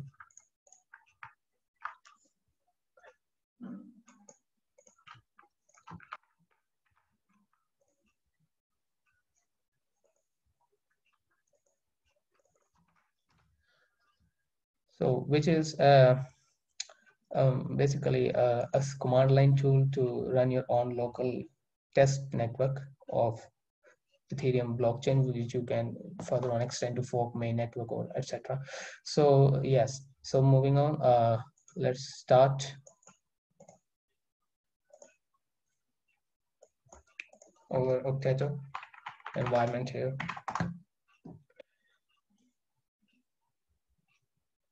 Activating local environment.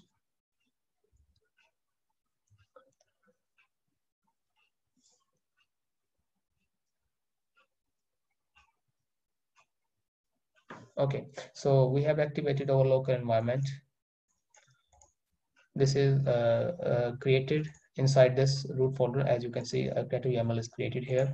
So I'm sorry if there is some little bit offsets, etc., or some small font errors in this, because I'm using my custom command line tool, so which is CMDER.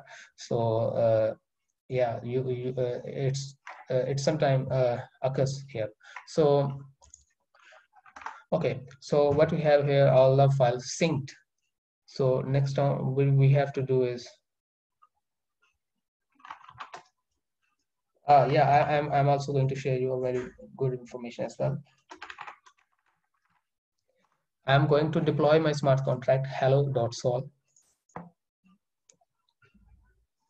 regular development network, which is set here, network.js. Yeah, you will see that there is error because we are not running Ganache CLI. So what we have to do here comes the best part. Here is the remote key that let you easily log into your container from another terminal. So you can run your things there, and you can further run your development environment on separate terminal. You can have many terminals running just on one port. You can, however, use kubectl execute port bash command, but I prefer this method because it automatically adds this here smart contracts Okteto your local environment to log in directly. So let's just create another terminal. Okay, so we have a terminal window and cd smart contracts. It is not necessary right now because we are going to remote login, but I prefer to do that for not being confused later on. So SSH. Okay, so SSH what now? SSH, as you can see, smart contracts, my name of the port, and .octeto is the extension that you use to read the configurations. Okay, so we are logged into our developer cloud environment from a separate terminal. It keeps running this one as well. I'm sure many of you are already familiar with this feature. I was just very amazed with this later on when Ramiro introduced me this. So, okay, so next step is to run our own Ganache nodes where we can deploy our Hello World smart contract. So npx. Actually, npx is because I install it global dependency, it is not necessary. Ganache CLI, yeah, that's it.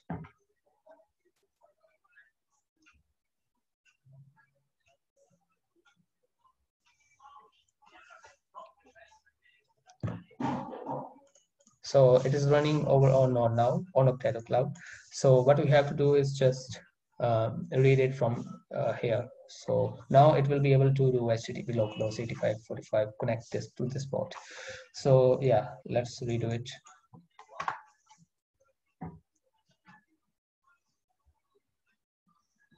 Regular hello world, which is our smart contract.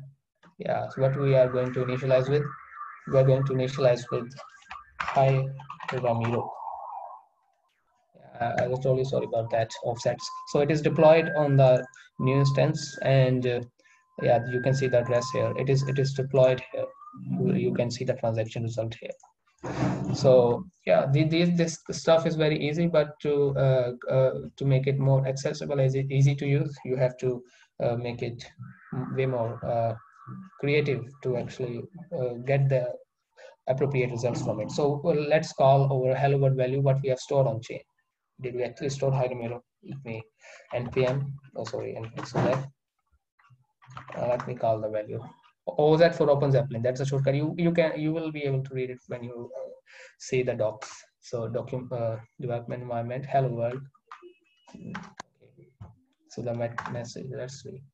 Yeah, you can see we have written hi Ramiro. You can call the update function as well. Yes.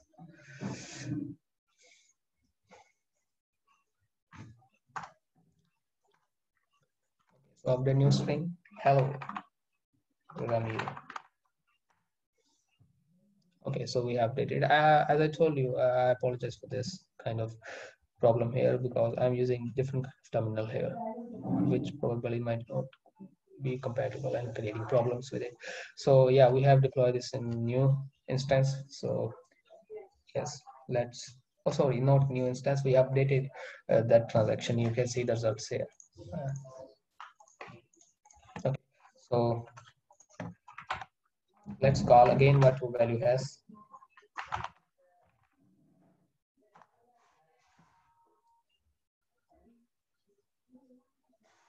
Development environment message.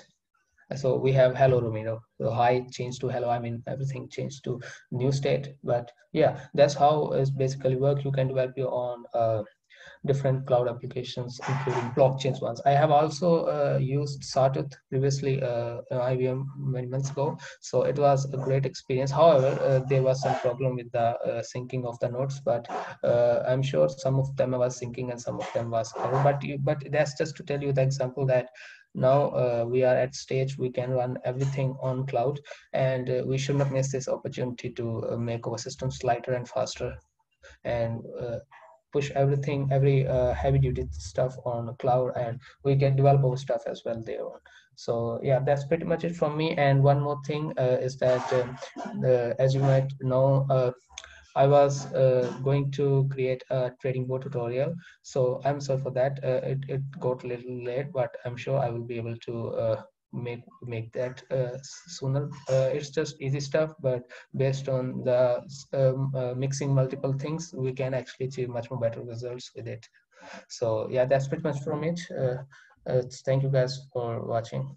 So I'm going to stop share. So Ramiro, please take over and let me know if there are any questions. Thanks, Jeevanjot. That was really, really cool. It's amazing.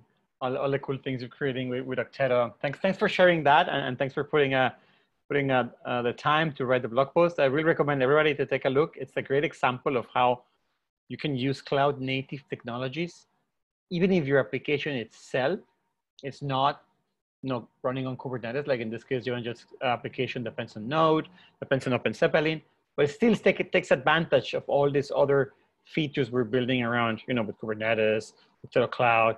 It's a good example of how you can use Okteto Cloud for pretty much any type of application.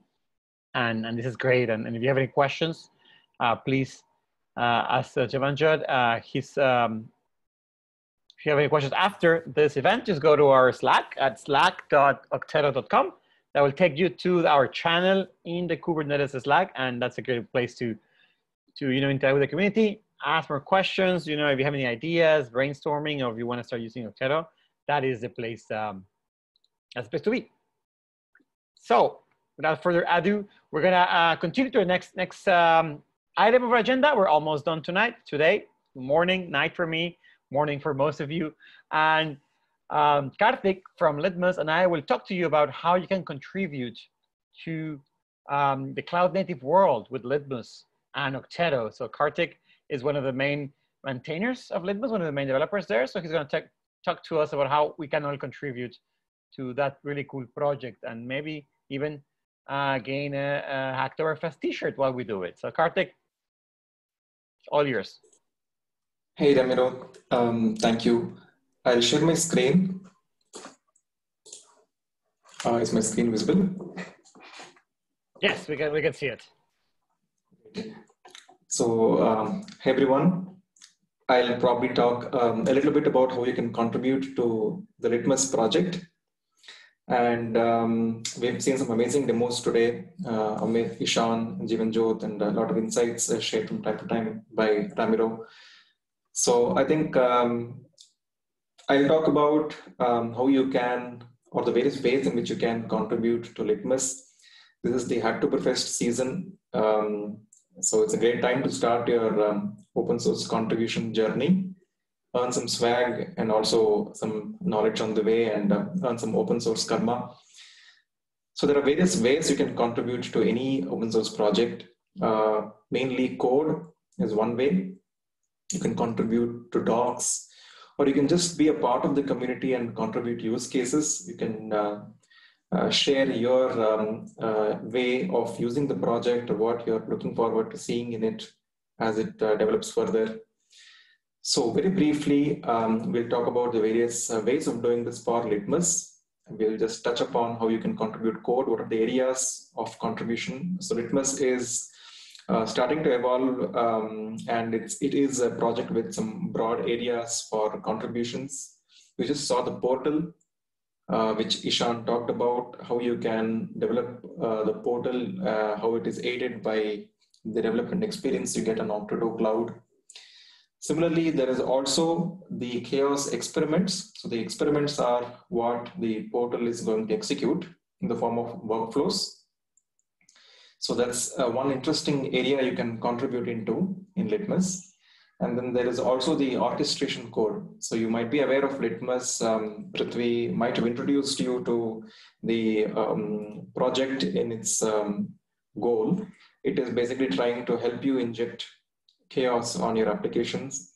So you can test the resiliency of your applications in different ways. There are a lot of chaos scenarios that are available off the shelf within Litmus that you can get in the hub, hub.litmuschaos.io. But there are also a lot of new ones that you can write. There are some in the roadmap, so you can either start contributing to those, or you can actually suggest new experiments yourself. There might be experiments you might already be running in your development environments inside of your CI/CD pipelines, which you can contribute upstream into Litmus after a little bit of instrumentation. So we'll talk about how you can do that. And Litmus Chaos not only helps you to run chaos experiments and see results, but it also helps you to do that in a particular way. Where you want to schedule your chaos resources and for how long you want to run it. And for what kind of applications you want to run it, how you can control blast radius, whether you want to run it on certain instances of applications or you want to pick randomly, etc. So all the orchestration around the actual chaos injection is also something that Litmus does, and you can contribute code to that part of the project as well. And there's always docs and use cases which you can contribute to. There is a special interest group just for docs. It's a very important part of any project. People want to know how you can do things, how you can use it. So usage documentation is very important. There's also a fair bit of developer documentation, so you can contribute to that. And there are a lot of upcoming use cases in the resilience, in the reliability world. People want to do different chaos on platforms, chaos that are specific to applications, and not only doing chaos, but also seeing what happens at that time, to your applications and to your framework and to your platforms. So trying to add observability hooks, etc. So regarding the contribution to code, you already saw how you can contribute to the portal. There is a development environment that is readily set up for you in Okteto, which you can, at the click of a button, you will get your application developer mode running on Okteto Cloud, and you can change your applications on the fly, see it getting reflected. We have the ingress automatically configured for you, so you can see changes happening.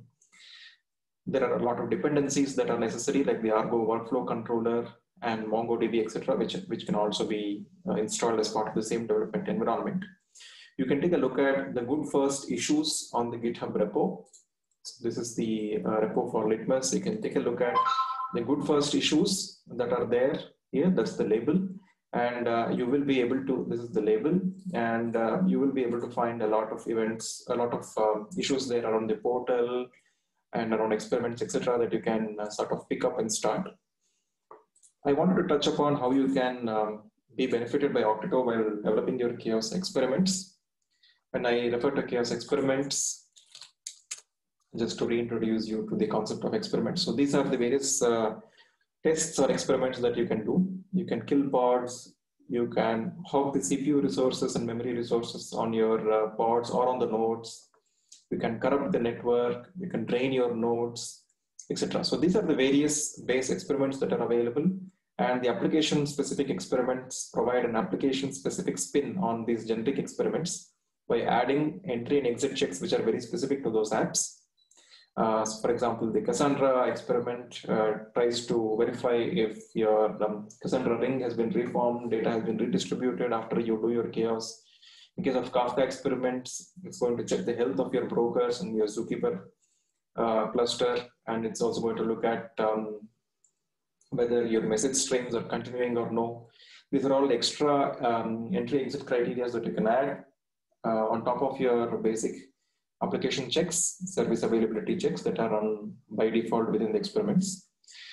So what we are doing in case of LitmusChaos experiments is we are actually providing some test YAMLs that you can use while you're developing your experiments. So there is an Okteto.yaml at the root of the Litmus Go repository. You can see this Okteto YAML. You are quite familiar with it by now. You have seen it as part of various use cases for the portal and for the blockchain use case that Jeevanjot mentioned. Similarly for the Litmus experiments as well. You have this, and you can look at the name of the deployment we're using. It's called Litmus experiment. And each of the experiments that we are developing, you can see a host of them here. Each of these experiments has a test folder with a test.yaml, which has the same deployment name. And it is basically having all the dependencies required for that experiment bound into this. And it uses a dummy image like BusyBox. So each experiment you might run has its own requirement in terms of the service account needed to run that, a set of resources that are specifically, a set of permissions that are specifically needed to run that experiment. For example, in case of network chaos, you might be mounting the socket file of your runtime in order to run some runtime specific APIs while running the experiments. Or in case of other experiments, you might be having a privileged mode of execution, or you might be passing some host PIDs, etc. I mentioned network latency. So if you look at the test.yaml regarding that, you will see that it has the socket files mounted as part of the experiment. So you can actually embed dependencies related to that experiment as part of a deployment, a VisiBox deployment. You can actually go ahead and run it. And after you run it, after the VisiBox deployment comes up with these dependencies, you can actually go ahead and do an Okteto up. And the swap will take place where the image, the Golang image, is going to be applied to this particular deployment. There will be a rolling update. You will have the entire source that's necessary for running the experiment, all the files, the chaos lib, etc. that we just saw. So you can have all the experiment code that's necessary. You will be having it inside your development container, along with all the dependencies needed for the experiment to run. And then you can make your changes in your IDE, and you can just execute the chaos from here. You can do a go run, and you will see the experiment running. So some of these experiments today are supported directly. You can run this development environment on your Okteto cloud. Most of the pod level experiments you should be able to run, but some of those that need capabilities such as privileged access, or mounting something from the node, you can run it with your own Minikube or EKs or GKE clusters. And you can go ahead and submit your image, your completed experiment as a pull request. So that's one way you can actually run your experiments. And the orchestration piece of Litmus is mostly there in repositories like the chaos operator and the chaos runner. So this is where we are having all the code that is going to decide how you're going to run the experiment, where you're going to schedule it, for how long, and how whether you want to schedule it repeatedly or you just want to run it one single time. You want to run it on a particular node, you want to run it with some environment overrides.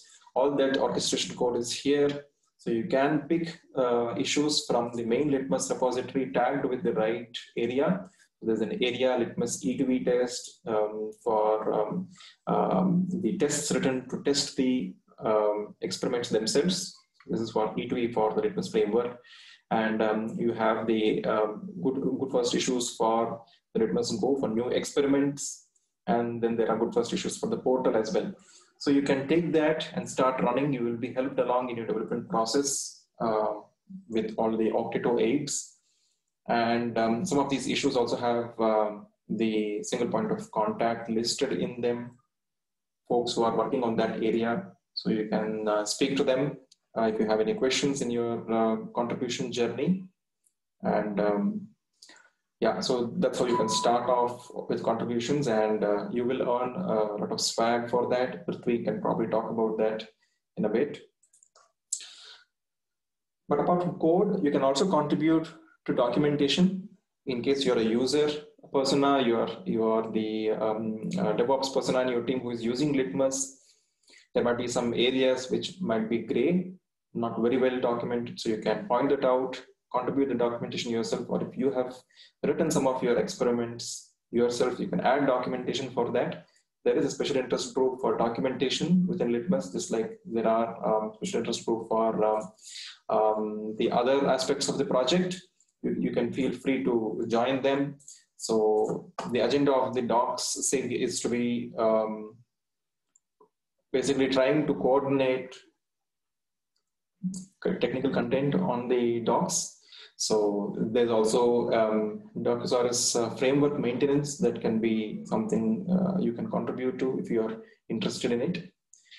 And you can also review documentation, all the new PRs getting into docs, either for adding tech content or for adding any schema examples for the experiments, or for any development procedures. You can actually take a look at it. You can review the documentation and add your thoughts how to make it better. So you can contribute to documentation. The good first issues are there with the area Litmus docs label. So you can take a look at that and you can contribute to that. We meet every week, so feel free to take a look at the meeting notes. It's there inside the Litmus wiki. And the translation documents, if you want to do, for example, if you want the docs translated into a particular language, or if you're interested in making the docs simpler, you're interested in making the categories simpler, you can do that. So this is the docs website. If you want more information, or if you want information explained better, we want to add more platforms, how you can run Litmus, any gotchas around running Litmus on a particular platform. If there are any issues that you want to add to troubleshooting, you're free to do that. So that's a very good means of documentation as well, a very good means of contribution, and very much valued and appreciated. And the other one is around use cases. You might want to run Chaos on MySQL, or you might want to run it on MongoDB, for example. What are the entry and exit checks that you might want to add for those applications? Or let's say you want to do Chaos on a Kubernetes flavor that you are using. It could be Rancher, or it could be something else. It could be VMware, Tanzu, Kubernetes Grid. When you're running these experiments on those platforms, is there anything that you would like to let people specifically target? For example, there has been a lot of requests coming in around doing EC2 termination on AWS, how you can cause chaos on load balancers, etc.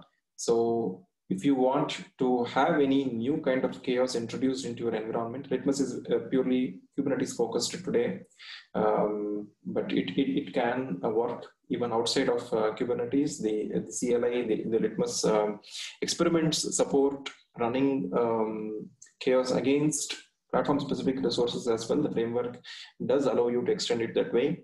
So if there are any requests around that, you can raise issues asking for that, and you can also generate issues or suggest ways of running Litmus in CI/CD. So there are a lot of abstractions that can be used to run Litmus. Workflows is one thing that you saw in the portal, Argo workflows, but you can also run Litmus as stages inside of a GitLab pipeline. You can use it inside of GitHub Actions. So there are remote templates that you can use today. So there are wrappers around Litmus experiments provided as GitLab templates, and you can do remote includes inside your main GitLab CI/YAML and run these experiments as part of your CI/CD. Similarly for GitHub Actions. And if you are an SRE and you are interested in providing more visibility for chaos on your existing APM platforms, for example, you want more metrics. What are the metrics that you want to generate from the Litmus chaos side to go with your application metrics? You can take a look at the different blogs that are available today. We are using the event router, and there is a native Litmus exporter which is providing certain metrics. And you can take a look at what monitoring is there available today and how to improve it. That's there here. There are blogs available in Litmus dev.to. So you can instrument your application dashboards with chaos metrics like this. You can say, oh, this is how your chaos is started and it's ending. And then you can also look at the analytics dashboard within portal. That's also something that's one facet of observability, how your workflows have fared over a period of time. And there are Litmus probes that are coming up. These probes are nothing but a declarative way of setting up the entry and exit checks for your experiment. So you can run them at start of test, end of test, or you can run it continuously. These probes are of different kinds. You can run a HTTP probe of like hitting an endpoint when you do chaos to see whether an app is alive. You can run command probes to see whether some particular state of your application is being maintained as you do the chaos. So if you have more such probes that you want native support from within Litmus, you can raise those issues and suggest ways of doing that. For example, we got requests around submitting probes for Prometheus, native probes for Prometheus. We are working towards a prompt probe. So that's something that we got from the community. So we are marking community issues with this label called as project community. So you can take a look at all those kind of issues for references on how you can contribute the requirements. So if you want native probes for Litmus for different checks, for example, not just getting HTTP endpoints or querying Prometheus metrics, but for doing other things. For example, certain DB native probes where you want to run some DB clients, etc. You can provide those issues. So that's also one way of contributing it. Another thing that I just wanted to touch upon is, let's say you're already running some experiments in your environments already. You're not calling it as a chaos experiment, but that is some kind of a failure test that you've been running in your pipelines or maybe in your dev test. You can contribute that upstream, make it as part of the Litmus hub, and you can become a maintainer of that experiment on the hub. And there are a couple of ways of doing it. You can just containerize your failure test. The way you're running it, you can just Dockerize it. You can create a Kubernetes resource out of it. You can basically run it as a job. And then you can add something called as a chaos lib within Litmus, which is actually going to refer to this particular library. That is, it's going to invoke this particular job, which you have containerized, and then use that inside of an experiment. This experiment resource in Litmus refers to the procedure of doing an entry check on your applications, running your chaos, and then doing a post check and then ending it. So you can invoke your own failure mechanism that you've Dockerized and made into a Kubernetes job. You can invoke that in the chaos phase of it, and then you can check the application. The rest, Litmus does the rest. It will help you do the control the blast radius, filter the app you want to do the chaos on, check its state before and after the experiment. But the actual injection part of it, you can call your own libraries.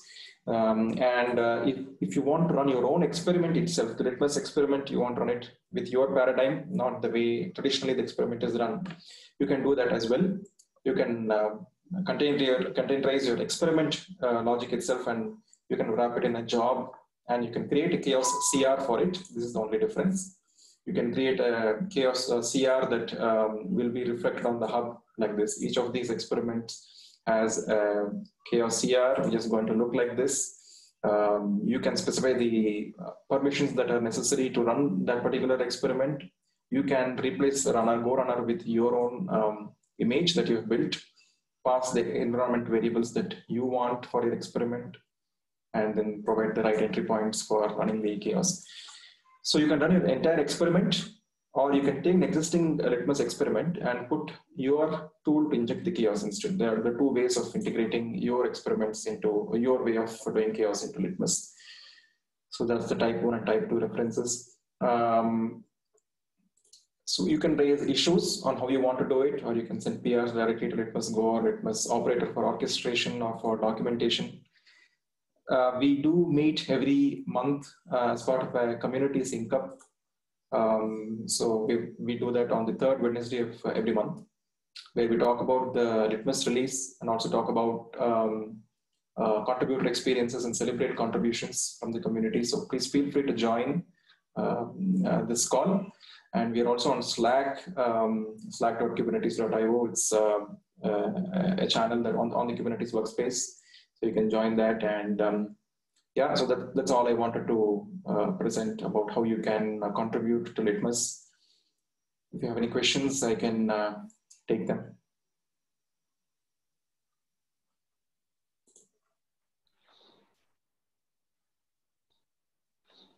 So there's a question on sharing the link to the presentation. We'll update the meetup with the link to the presentation after this, so you can get the links for the contribution and all those things there. Sure, right. There are a couple of good blogs around how you can contribute to Litmus experiments. There is specifically a blog around how you can use the Okteto CLI for testing your experiments. So we will share these links on the meetup page. Cool, I think that's all I had. Thanks for this opportunity, Ramiro. Thanks, Karthik. This is great. So everyone, I really encourage you to participate. It's a great community. We're always looking for people to help. We're always very inclusive. So check it out. It's a really cool thing to work on. And just to wrap things up from Okteto's side as well, if you want to collaborate, we are building tools and applications to help developers make it easier for them to build apps on the cloud native space. If developer tools, developer workflow efficiency is something that you're interested in, please help us out. Easiest way is go to GitHub, Okteto/Okteto. And if you go to issues, we have a lot of issues there ready for anyone to contribute. Some of them are marked as a good first issue if you want to start easy. Some of them are especially marked as HacktoberFest, which means that if you send a PR fixing that issue, that will qualify for your HacktoberFest t-shirt. If you're interested in that, it's a lot of different things all over, from docs to, you know, if implementing full-on features, integration with other systems. If that is something you want to contribute with, more than welcome. Please reach out to us as well. If you go to the Kubernetes Slack, there is an Okteto channel there where we can always chat about, you know, contributions, how to help. Another way you can also help is we have a samples repo where we're always looking for samples of how people are integrating Okteto with their favorite programming languages. Like we have guides for, you know, ASP.NET, Go, Java, Node. If you like other languages, I don't know, Scala, Clojure, any of the other WebAssembly, any of these cool languages, please, if you want to submit a programming guide on how to use Okteto on this framework, that will be fantastic. Also different frameworks, how to use Okteto with different development tools, or, you know, even full-on applications. As you know, Jeevanjot showed an application today. Other people from the community have built other applications. So if you want to build an application that uses Okteto, whether that can be Okteto Cloud or Okteto CLI, please send us the link, and we're more than happy to include it in the list of community. And if you want to talk more, the Slack channel is the nexus for our community. That is where we chat. That is where we brainstorm, talk about roadmaps, solve problems. So if this is a space you're interested in, please join us. We're always looking for more people to join the Okteto community and help us build this really cool developer experience for everybody else. Also, there's a blog post. Go to our blog, okteto.com/blog, and you can find our blogs on HacktoberFest. They have more information on where to contribute, what things you can gain, and, you know, just to close this up and to kind of go back to how this whole started is, let's celebrate HacktoberFest. If you enjoy open source, please find a project to contribute. Litmus and Okteto, as you saw today, are always looking for more people to contribute, but please find anything you like. There's a lot of open source projects there, docs, samples, issues, PRs. There's many ways to collaborate, and it's something that, you know, it helps the community, it helps everybody else. So it's something good, it's something that's, you know, it's good karma for everyone. And to help you out with HacktoberFest, if you sign up to Okteto with this link, I'll share this on the Meetup page, you get a free month of our paid plan, of the Okteto developer plan, which gives you twice as much as a free plan. So if you're planning on building some apps, I do recommend you check this out. It's free. You don't have to put your credit card. All you need to do is go to this link, create an account, and the coupon will be automatically applied. And also during this month, if a PR gets accepted to any of our repos, it can be, as I show you, Okteto, or Okteto samples, and you send a PR and the PR gets merged, we'll send you an Okteto t-shirt. There's something they're so new, I don't even have one. It's very exclusive to the community. So check it out. And if that's something you want to participate on,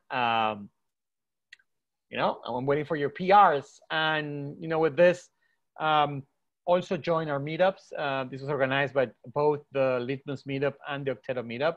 We organized multiple events. We try to do an event once a month or so. So join the meetups to be up to date, to get more notifications on events like today. And, you know, for the Okteto meetup, please join us next week. We're gonna do a stream. I'm gonna be talking to Sayam Atak. He's the Director of Tech Evangelism at Cibo Cloud, and we're going to be talking about Okteto, Okteto Cloud, Cube Builder. It's going to be a lot of live coding. It's going to be unscripted live stream, so it's going to be a lot of fun. So please join us next week at 9:30 a.m. IST. That would be 9 p.m. PST, I believe. So, Prithvi, if you want to close this up with the, I think you have some surprise as well for the community.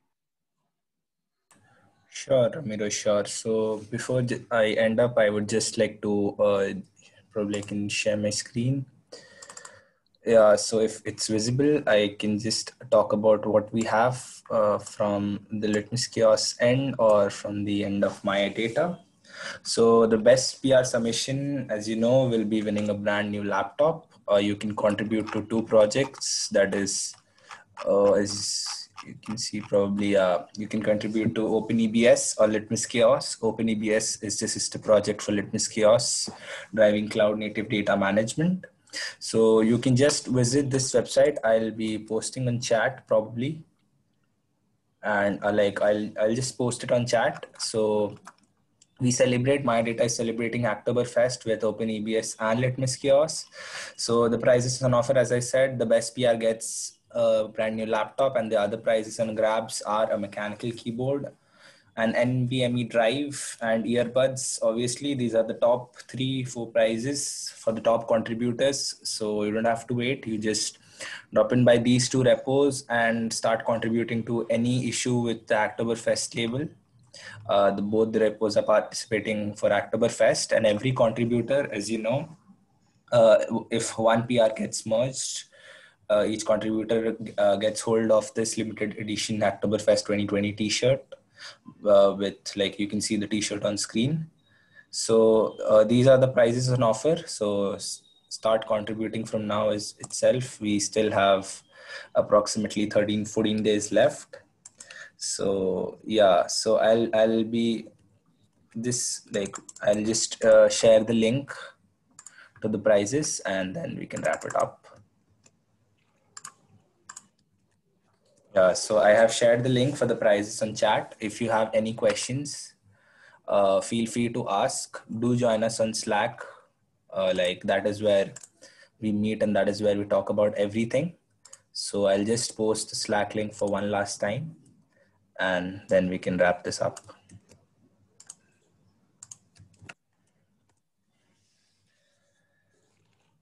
So thanks everyone. I've just posted the link. Feel free to ask any questions. It was great having you all. Thanks a lot, Ramiro, for driving this event. It wouldn't have been possible without you for staying up so late. And we are related to have you all. It went too long. So stay safe, everyone. Thank you, everyone. It was great talking to all of you, and we'll share all the resources on a PDF, so you can check the links on your spare time. And looking forward to talking to all of you on Slack on a future event. Thank you so much for your time, and I hope this was useful. And if you have any more questions about Okteto, if you want to contribute or just chat, you can find me on Slack, on Twitter, and pretty much anywhere else. So thank you all. Have a good rest of your day, and happy hacking. And please contribute to open source and celebrate HacktoberFest. Get a cool t-shirt and send your PRs to all of us. Bye. Bye, everyone. Thank you.